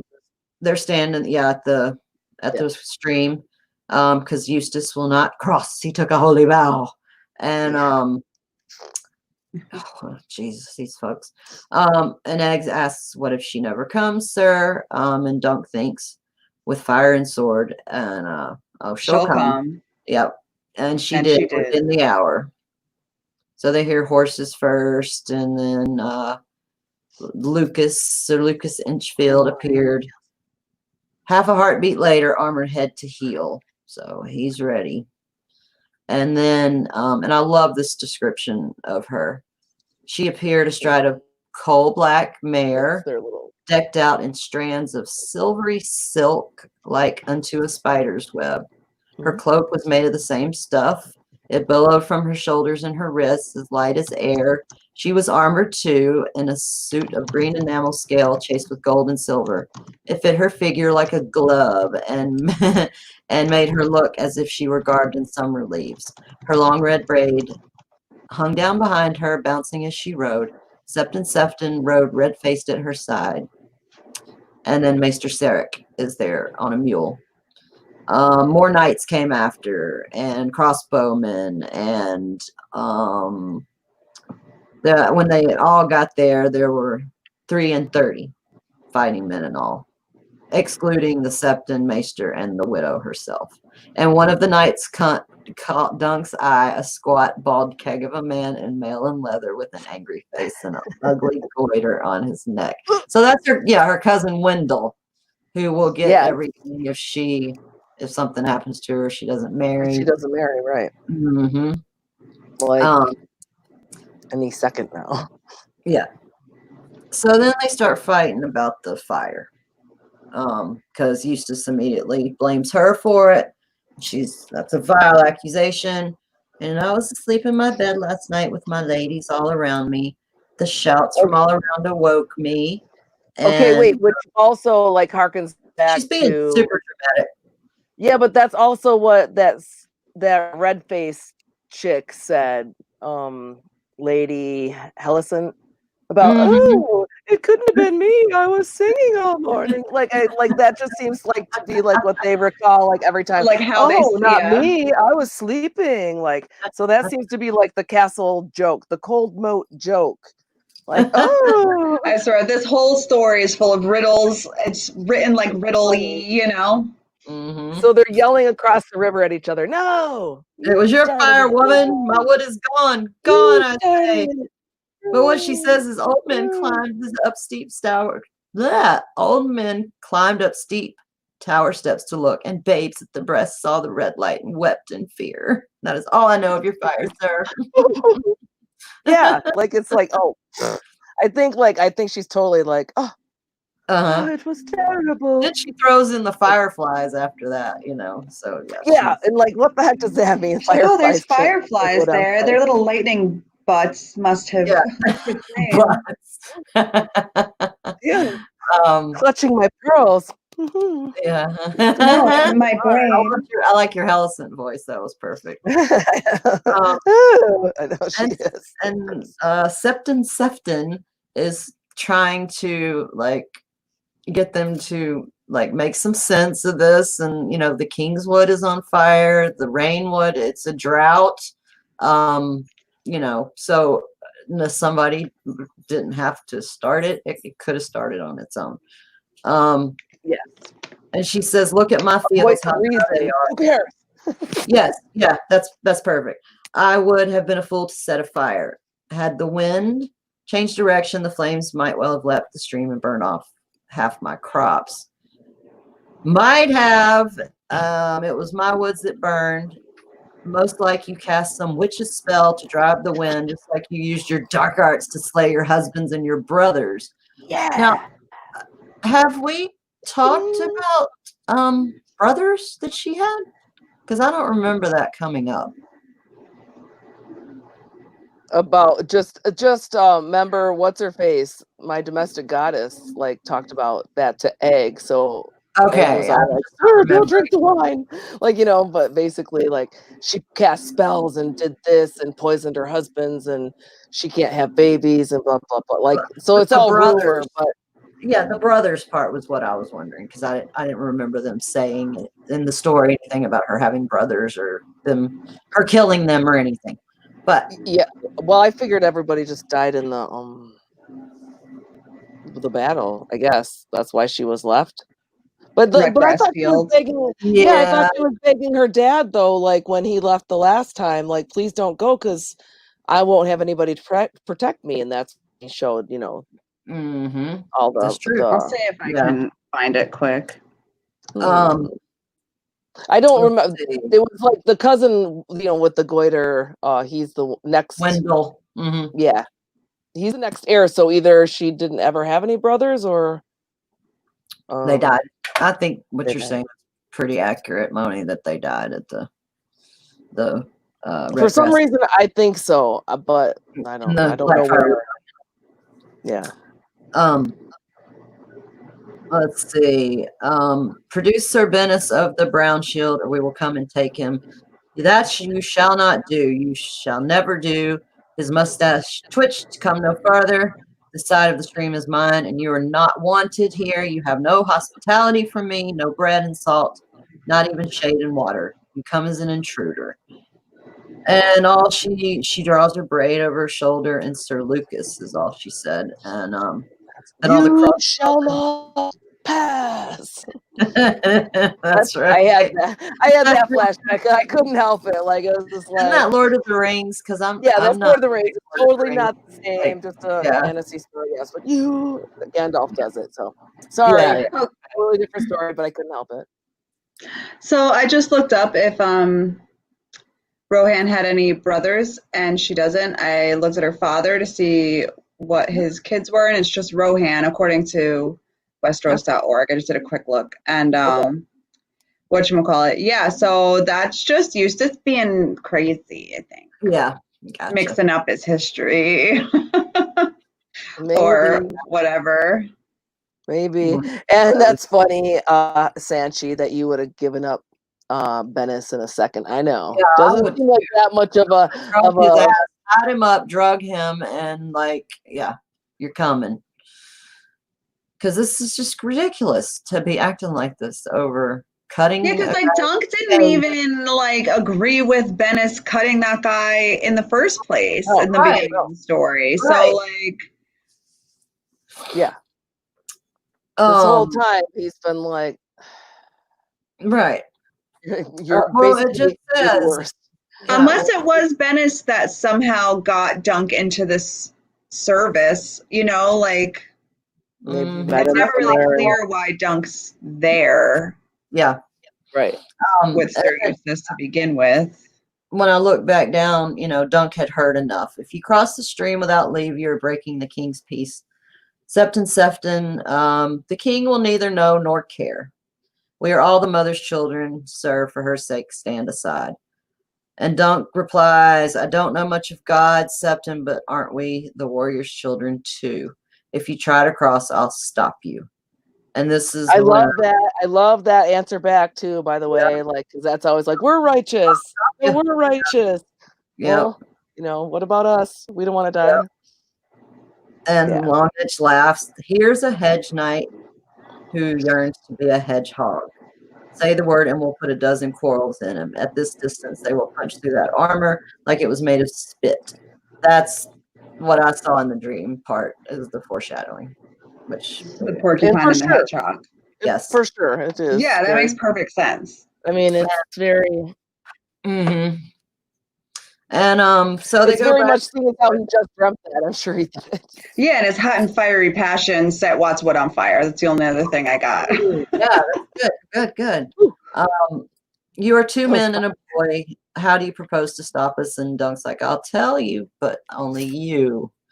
And she trusts him enough to go out there on her own, you know? I know. And I know there are men. And they parlay. Would this be a parlay? Exactly. I think he mentions that. Or no, that was earlier. When he went to see her. Here I am, come closer. I promise not to sew you in a sack. Ha ha ha. Go to her, Eustace says, but remember the little lion.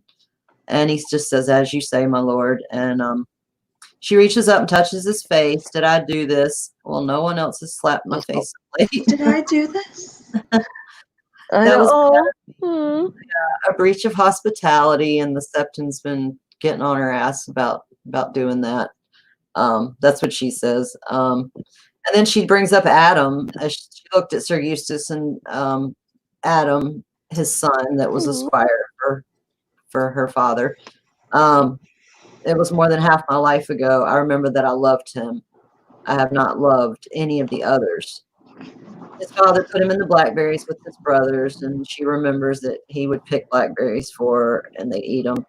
And this is a great line. The king pardoned the old man for Damon. It is past time you pardon him for Adam. It's very wise. Yes. Give me Bennis and I'll consider it. Bennis is not mine to give. I would as lief not have to kill you. And he says, I would as lief not die. And of course I had to look that up, and it just means gladly. Yeah, I like that word. And then she still wants Bennis. that will be the end of this. And he says, Dunk says, it won't though. There's still the dam to deal with and the fire. We give us the men who said it. That's when she brings up the lantern bugs. No more teasing now, lady. I put in the side like, bitch. I just thought that was like, oh, real. Oh yeah, it was the lightning bugs. Way to trying to, make things fair and just, and it might be if I'd burned the wood, but I didn't. I was safe abed. What's to prevent us from crossing the stream? Have you put caltrops, hidden archers in the ashes? Tell me what you think is going to stop us. And he says me, and then he talks about Flea Bottom, who was always bigger, and would beat boys up and steal from them. And Sir Arlen said that it was bad, first of all, and some of those kids might have bigger brothers. And he shows her the ring. And she had to let loose of her braid to take it. And she says, gold. And what is this, sir? And she sees it. Her eyes harden. Where did you find this? In a boot wrapped in rags and stuffed up in the toe. And she says, you took a great risk in showing me this ring. But how does it avail us? Blah, blah, blah. How's this going to stop us? And I was thinking about that. Like, he's really, like, trying to judge her character by doing this, because she could not care at all. This could make no difference to her. But he's setting his hopes on her doing the right thing. And next page. Well, what was I thinking? I had a thought and I lost it. Okay. Oh, okay. So basically, when she's talking about like lantern bugs in the wood and everything. Well, first of all, again, they're all like Dunk's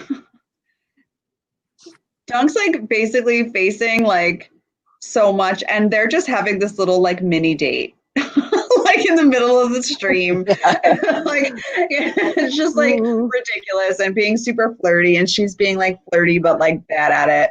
And then but yeah, I think the whole lightning bug, or the lantern bugs as she said line, that's what makes me feel like she knew the fire was started.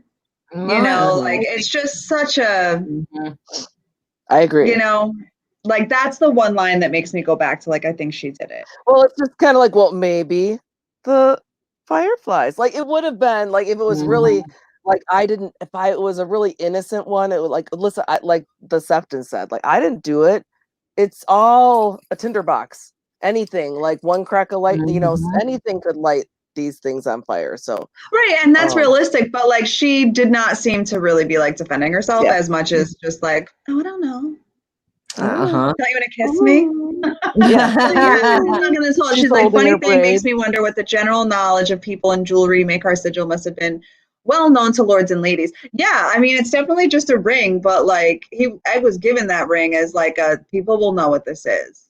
So right. And like, and she does look over at over at Egg, and like it's like, okay, like what'll happen? Knows it's Egg. All goes down, right? Like she's like, then she has that moment of, I'd rather be friends with dragons than enemies with dragons. You know. At first she says, well, because Dunk says I'll fight and die, and she says, yeah, well he'll die too. What if he dies too? And he's like, trust in her trust that she is not going to do anything. I don't think you'll kill a boy of 10. And then, not this boy. Right. And then wait a minute, guys, I'm trying to pull the chat back up. Sorry about that. People are gonna talk. You can dig the graves as deep as you want, but the tail would be out, and then might be a spotted spider's bite can kill a lion, but a dragon is. I love that line. Yes. Oh my god! I just have to mention this in the chat. Mrs. Duncan the Tall was like, we've been wondering for dozens of pages what's in the boot. So yeah, this is actually a big deal that we didn't make a big deal about at all. Like Yeah. we've been wondering what's in that boot. And ouch, must have been painful for Egg to Oh walk my on that. God. That explains the rut That's fairy perfect. See? that you loved so much. It stuck out to you for Yeah, that reason. that's awesome. How Thanks many for times have connecting you read that. this book, girl? And then Amanda, unless he doesn't keep it in his boot when he walks. Okay, devil's advocate. She could be Well, no, right too. I think so, but I I think bet he so. does. But I Yeah. see you guys really. I You think didn't think it's that. I nice. thought that there was a. I thought there was a. I didn't know you guys talked about that. I thought there was a ring in there all the time.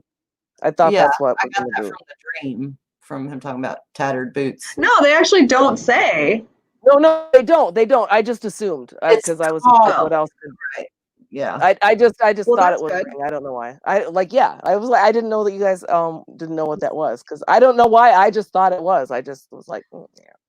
Well, it's probably 'Cause what else? somewhere in the back of your mind too, What because else you could he did read fit these in? once before, right? Yeah. What else could he fit in this stupid? Yeah, Once. like a long time ago. Yep. Yep. Mhm. Long time. Whenever they first came out, I don't even know. Like, and then I'd That's fall all right. asleep to them. They're good. They're good. But yes, I did love that. Like a spotted spider might kill a lion, but a dragon is different. Kind No. of beast. She Sure is. she cannot return to Colmote empty-handed. Yes. They will say the Just Red Widow has lost her bite and she was too weak to do you justice. are 7 You foot don't of stubborn. understand.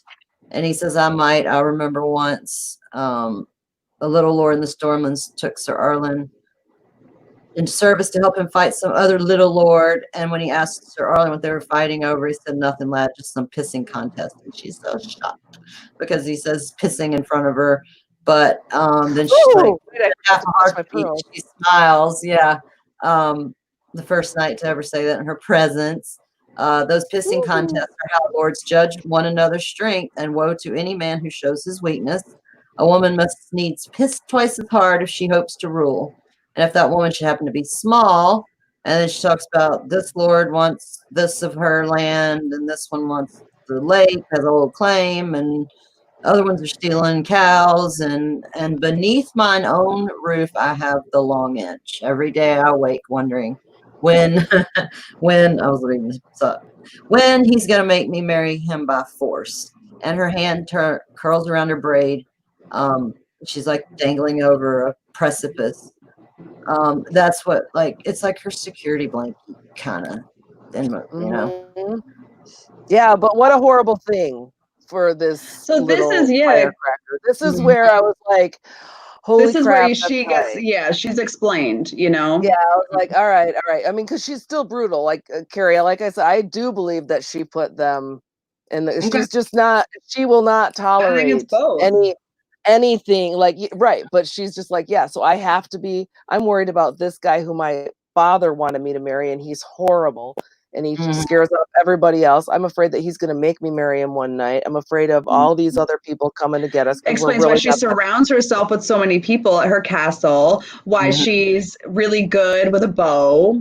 Yep, Yeah. yep. And she's just like, yeah, so she's constantly in this fear. And so yeah, Mhm. so somebody does her wrong, she does it tenfold. So, but Yes. it's also cool that she had her own armor made that fit like a glove too. Nice. Yeah. Yeah. I can appreciate that. Um, Fashion. and so Yeah, if he Dunk had pulls his way with her, she would have had a good spanking. But yeah. he Didn't he already But talk about doing that? only in his dirty mind. When he met her, thinking about pulling her down and spanking her on her arse. So anyway, we're getting late here on time. But Right. the widow, he pulls out his dagger and cuts his own face. He says, you wanted blood for blood. They told you wrong. It wasn't Venice, it was me. So he slashed his a cheek cheek for and cheek. made sure some of it That was spattered on his balls though, face. taking that dagger out like that. Yeah. And she's like, "Are you crazy?" So they must have not seen it because I Mm-hmm. feel like they would have shot him Yeah. immediately Right. if they saw him pull out a dagger. Why else would he be pulling out a dagger? If you Right. were one of the crossbowmen or long inch on the other side of the river or the stream, Well, whatever, he Oh, even says that. What are you or doing? be Have like, you "You're lost? dead." Yeah, there's a dozen crossbows trained on you. You are quite You're mad. quite mad, yeah. If you were better If you were better born, I'd marry you. That's And if pigs had wings and scales and breathed flame, they'd be as good as dragons. great. So she said, no one burned the wood, but if some man of mine had done so, it must have been to please me. How could I give such a man to you? Because it's Lucas Longinch that did it. So give him up. You don't want him around. I think that's who did it. I think it could be anybody in her service. Could have been anybody. For any small second. And she was screaming that at him, fire and sword, when he left. What does that mean? Longinch shows up, you know. Do I have to tell somebody to do it? Mm-hmm. All armored, so that makes me wonder if he wasn't, you know, already prepared to fight. And there's either going to be an apology or trial, and it's trial by combat, and the stream being their battleground. I understand that's like the separation or whatever, and but that's just such a stupid place to have a trial by combat. And, it's a little strange. On horses, yeah. What?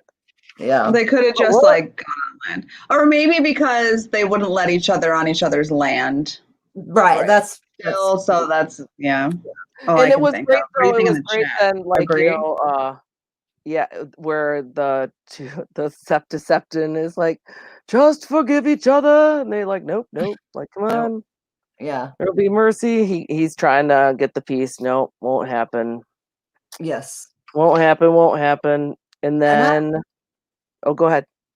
I was just gonna say I didn't write a whole lot about the battle except that poleaxe with the spike on it that Longinch has. That's pretty scary weapon. And the horses fighting when they go down. I've never seen anything like that ever. And is that because they don't breed horses for that kind of stuff anymore? Yeah, what do you I mean think that exactly?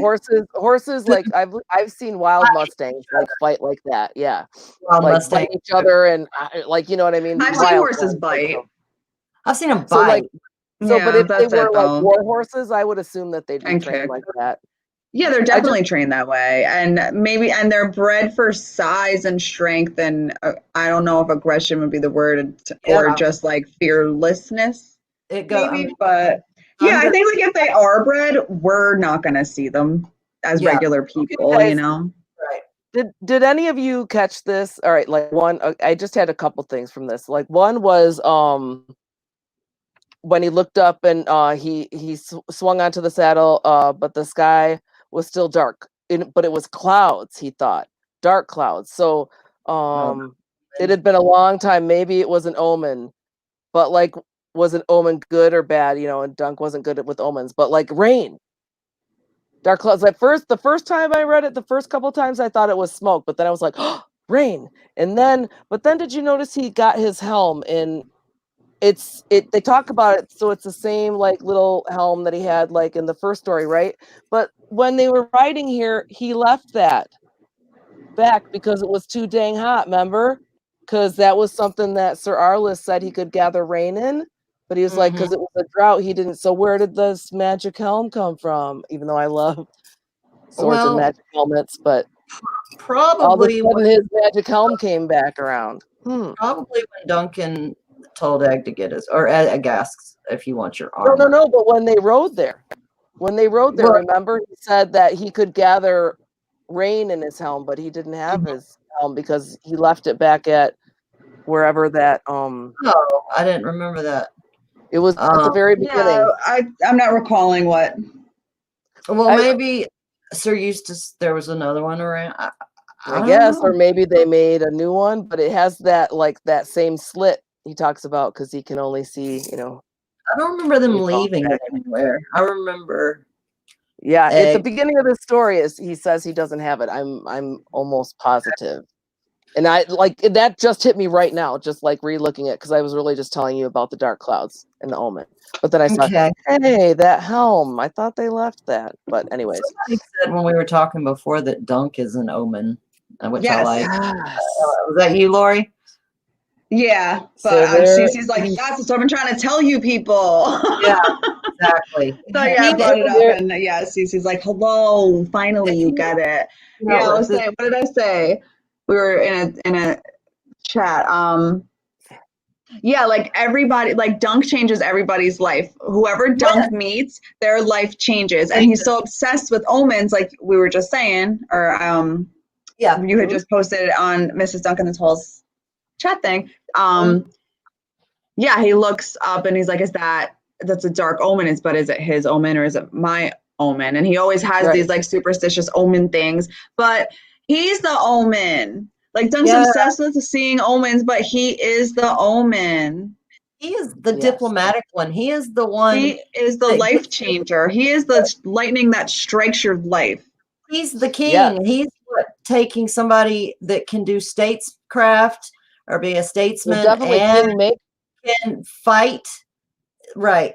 Like putting those two together. And he's a rare character for George to write. There's very few characters that are just absolutely good, pure and good. And it's a little bit of a cheat, you know, with George, and maybe that's why they're side novels. And I was thinking about it, and I really want the Winds of Winter. I really, really do. But I mean, throw us in a couple of, because I heard there was a fourth one that he'd already written of these novellas, but it just hasn't been released. I heard that too. Something. Come on. All right. So long story short, neither got like one of 10 them pages will left. withdraw their accusation. So it's trial by combat, and it's your champion versus my champion, and of course it's our two tall boys, Long Inch and Dunk the Awesome. Ding ding. There they are. But like yeah, he does tell.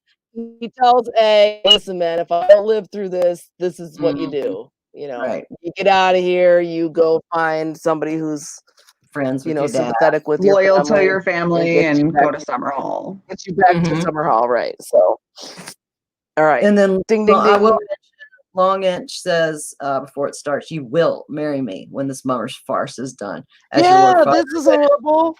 My Lord Father never Well, knew she you is really out of time. Her hourglass is running out of sand. Right, but I wonder if like Dunk heard that as well. Little inspiration for his fight. Possibly. Yeah, and Sefton kind of, it's just like, is there, like, he doesn't want this to happen. Not at all. Not at all. He just loves his little life in the Reach. Yes. Yeah. He tries to talk him out of it. Very, very much so. He has this big mouth to feed for his big belly. Yeah. Sefton. It's too hot to die. That's what Dunk says. Puts on his gorget.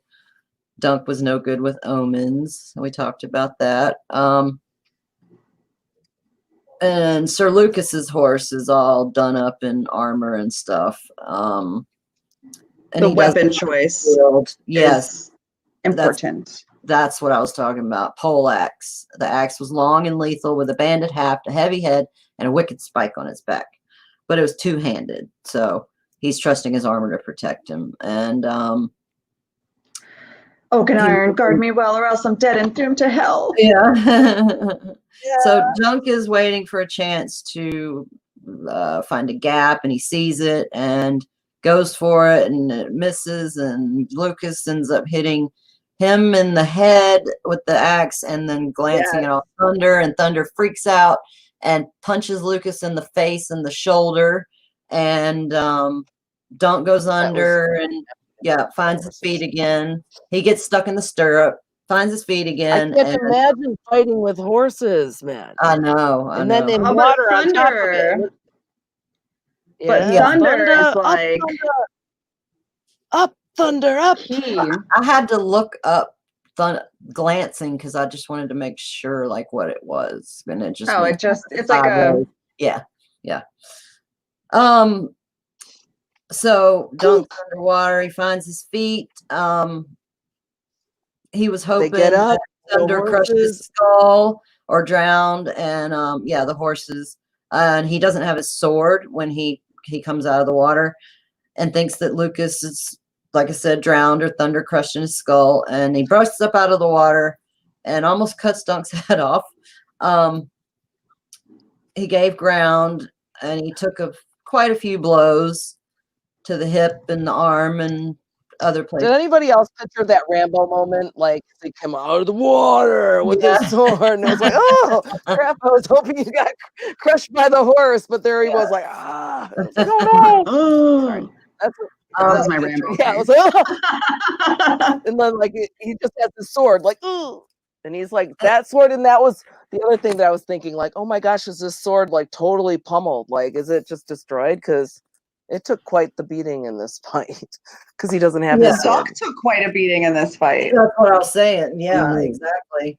And Egg is screaming, "Get him, sir! Get him! He's right there!" And so that's when Dunk just dives for Lucas and wrenches his wait, never mind. He slams into his waist, and then they go down into the water, and Dunk's like got an arm around him or whatever, and Lucas is banging him on the head with a rock, and he's worried, like, have I lost the dagger too? Yeah, that's so true, CC, of them fighting in the water. Didn't dare drown Jane. Yep. And so he pulls out his dagger, and I'm assuming he's right-handed, so that would go right into Lucas Longage's heart, and he just, he turns it, sticks it in, and twists it. So. And that was something else that Dunk wished he was a lunk, because remember, really Sir Eustace wanted him to kill Lady Roanne, but he's not a lunk, and he did think fast, even when he was drowning under the water and getting his head bashed with a rock. They already got crushed by 2 horses, and then he's like, oh, I lost my sword, crap, what do I do? I'm gonna die here. And then he remembers about his dagger, and so he's not alone. And he gets him right in the spot. He'd been trying to get him the whole time. Yeah, exactly. That was the spot. Well, so then he kind of blacks out, like, and then what's that? He sees a fish flash before his face, long, white, and slender. What's that? He wonder. What's that? And that kind of reminded me of Watts Wood, Watt. It's all a lot of Watts and What's, and but then he woke up. He woke up in the wrong castle. Like, I love that. I'm like, yep, that was. And he's happy he's not blind. Earlier, Moni, earlier in the story there was something about the Watts and the fish. Like, does the Checky water have Checky fish? Something with the Watts and the fish, and that like calls back to that. Yeah, it's all we talked about it. I can't remember now. I'm just getting tired. I apologize. I'm like, wait, that fish means something, but I can't think of what it means. Okay, so really fast, because I know we're running out of time, but like, it was awesome. He finds out that this maester like served like the drowned men. So Dunk actually was drowned and brought back by this maester because he had studied with them. And I don't know if I've talked about this on this stream. Probably this is the only place I would talk about it. My only like super great tinfoil theory is that what is dead will never die. That has something to do with them not becoming whites, in my opinion. Like, okay, but I don't know, and of course we're never gonna find out because we're never gonna get another book. But so, anyways, I like it's definitely something, but it's also something that him and Egg were gonna go to Fair Isle because they needed help fighting the Ironborn, and he winds up getting saved by an Ironborn. And now what is dead will never die. So he is one of their like drowned, resurrected. People. Yeah, I forgot what. Yeah. So it's Maester Sarek, and he tells him he's in Cold Moat. Lady Rohan commanded us to bring you. He's like, I'm in the wrong castle. Yeah. At least my hands still work. He drank all of the potion. Yeah, he's testing all the stuff, like, and everything hurts. I didn't even catch on that stuff. Yeah, like, can I do this? Can I do that? Okay, that. Ooh, no, my leg hurts. Like, I mean, so he does drink the maester potion down. He downs it, and he's got a broken ankle, a sprained knee, a broken collarbone, lots of bruising to his upper torso, but not a cracked skull. And I wrote, I must have a head as hard as Dunk's because of that slide that I just freaking went on Sunday. Where I banged my head so hard that everybody heard it. Xavier was at the top. I mean, this thing is like 4 stories high, and the floor, the thing drops down the floor where you're standing. And the dude told me to hold my head back, so I did that. And then when it got to the part where you got in the toilet bowl, I banged my head so hard that Xavier heard it, and the people standing on the steps, I hear Cabeza and Dios, and I'm like, oh, great. And they were really nice. They're like, are you okay? Are you okay? And so, yeah, I made quite the impression. And I even told that to my dad, and he's like, you said it, not me. Your boss.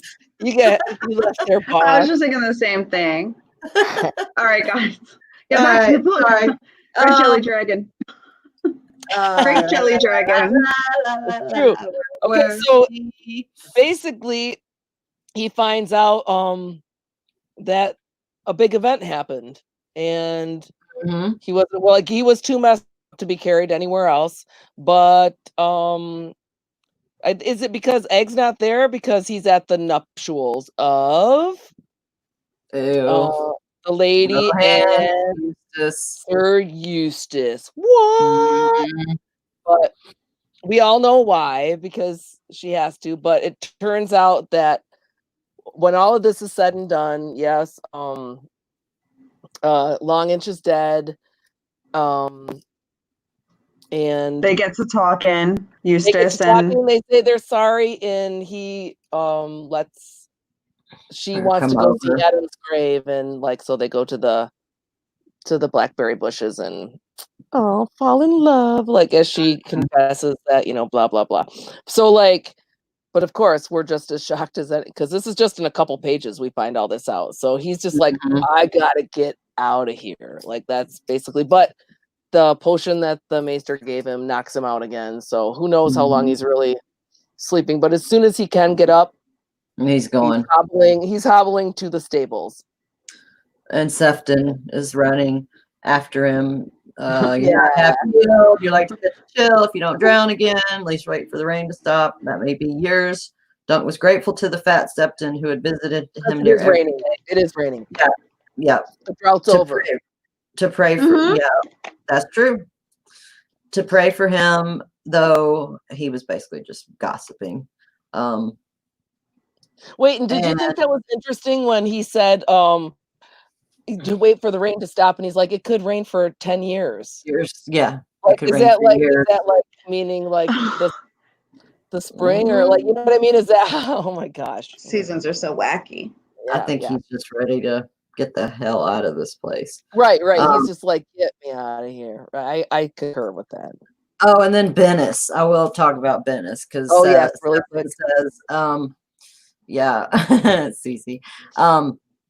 Bennis, while he's up in the tower, ties up Sam Stoops and his wife and steals everything of value in there.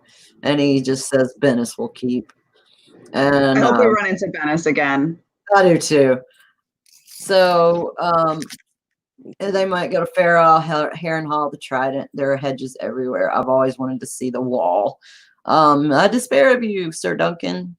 Then Rohan's there, and she says it's good to see you on your feet. And I love when he thinks you never saw me on my back, because she never went and visited him, not one time that he knows of.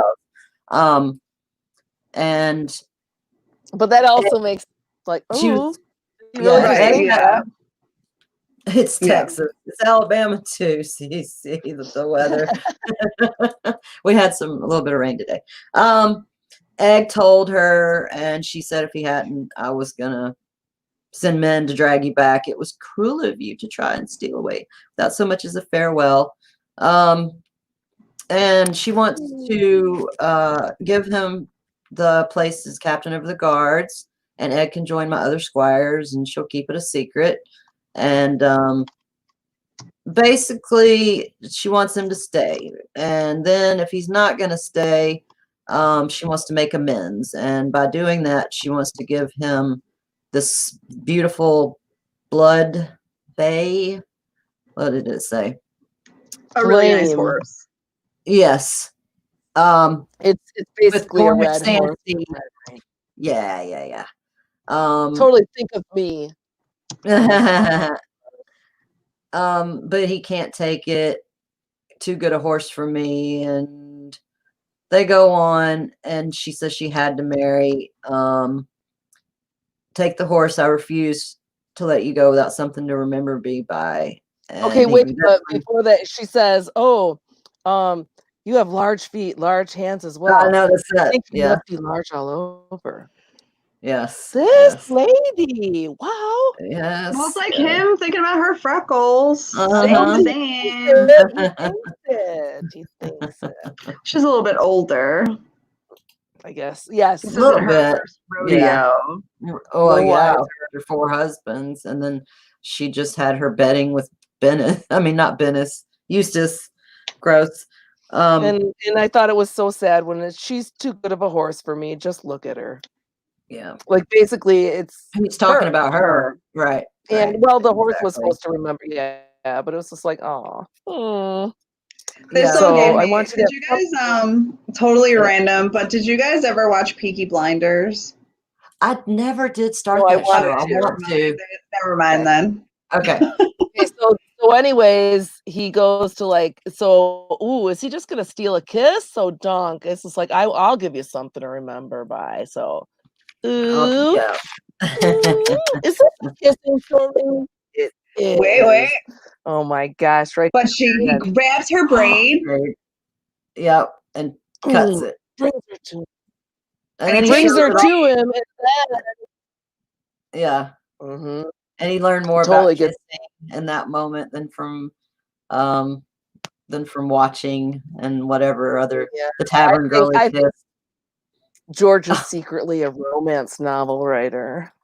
He's an everything writer. Right? He dips his feet in all that. And he shows it to Egg and says even highborn ladies don't get all they want. So and I love that. Yeah, they get back to the crossroads, and I don't know why Egg's so good at telling directions, but he's always asking Dunk is always asking Egg for directions. Yeah. So he's well, they end the way they start. It's a lovely full circle. Yeah, it really is. I love Summer Hall is south. The wall is north, so Egg wants to go to the wall. That's a long way to ride, and he says, "Well, I have a new horse." And he's asked the very last sentences, "Why would you want to see the wall?" And Egg says, "Well, I hear it's tall." So that's the end. As good a reason as any. 50 Shades of Sir Dunk. Sir Dumb. Sir Dimby? Yeah.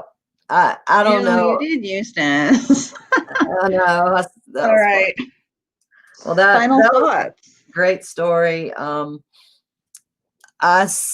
wrote stuff like lack of brain power in Dunk, but the only one of the sorry bunch to figure out how to resolve the conflict without it becoming a massacre. This character is a little bit of a cheat, kind of by George's standards, because and he's basically like the unicorn of A Song of Ice and Fire. Yeah.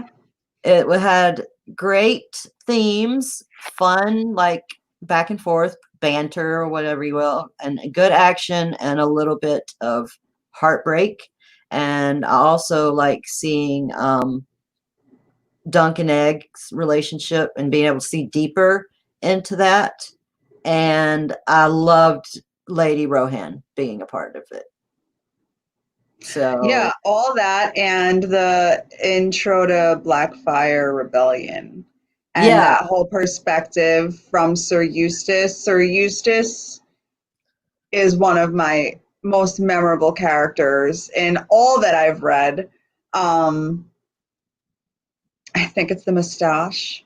I don't know. Yes. I just yeah, so everything you said, but yeah, everything all that insight into the Blackfyre Rebellion, all those names thrown out there, just a lot of info we never had before really came through here in this novella.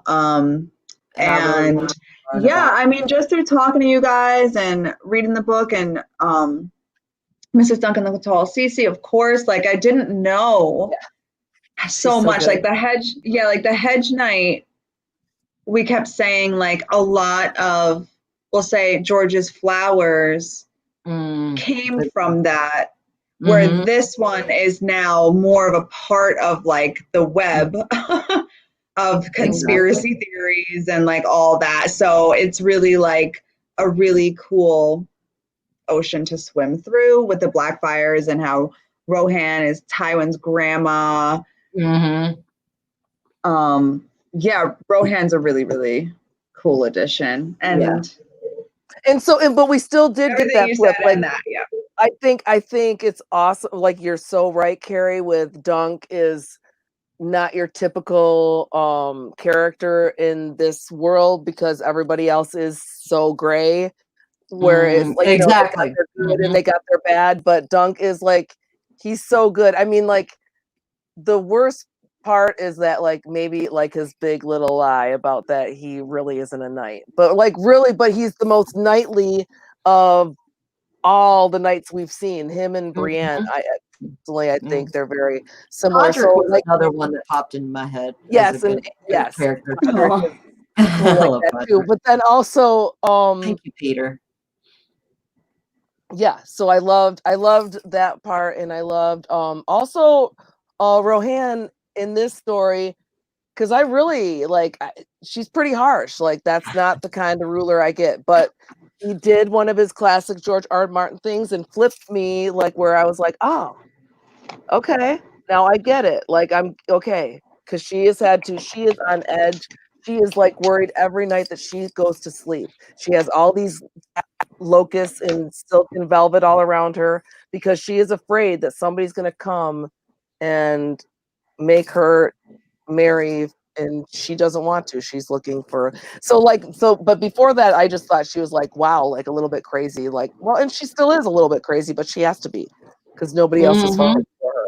So right, even though I think that's a super extreme, maybe when she gets but I don't know if Sir Eustace is really, but if she gets a husband, then she doesn't have to worry about her seat. So it's not so much that. So anyways, right. but he flip-flopped me, like, whereas, like, so this last part I was like, because before that I was like, no way, Rohan is no, she's terrible. She like kills people and throws them in sacks. So, like, and Well, puts them I've in always liked potions. Cersei, so thank you, Well, she's pretty Robbie. terrible as well. Yeah, but it's things women had to do back then, Yeah. No, and girls gotta do. I know. typical George trope.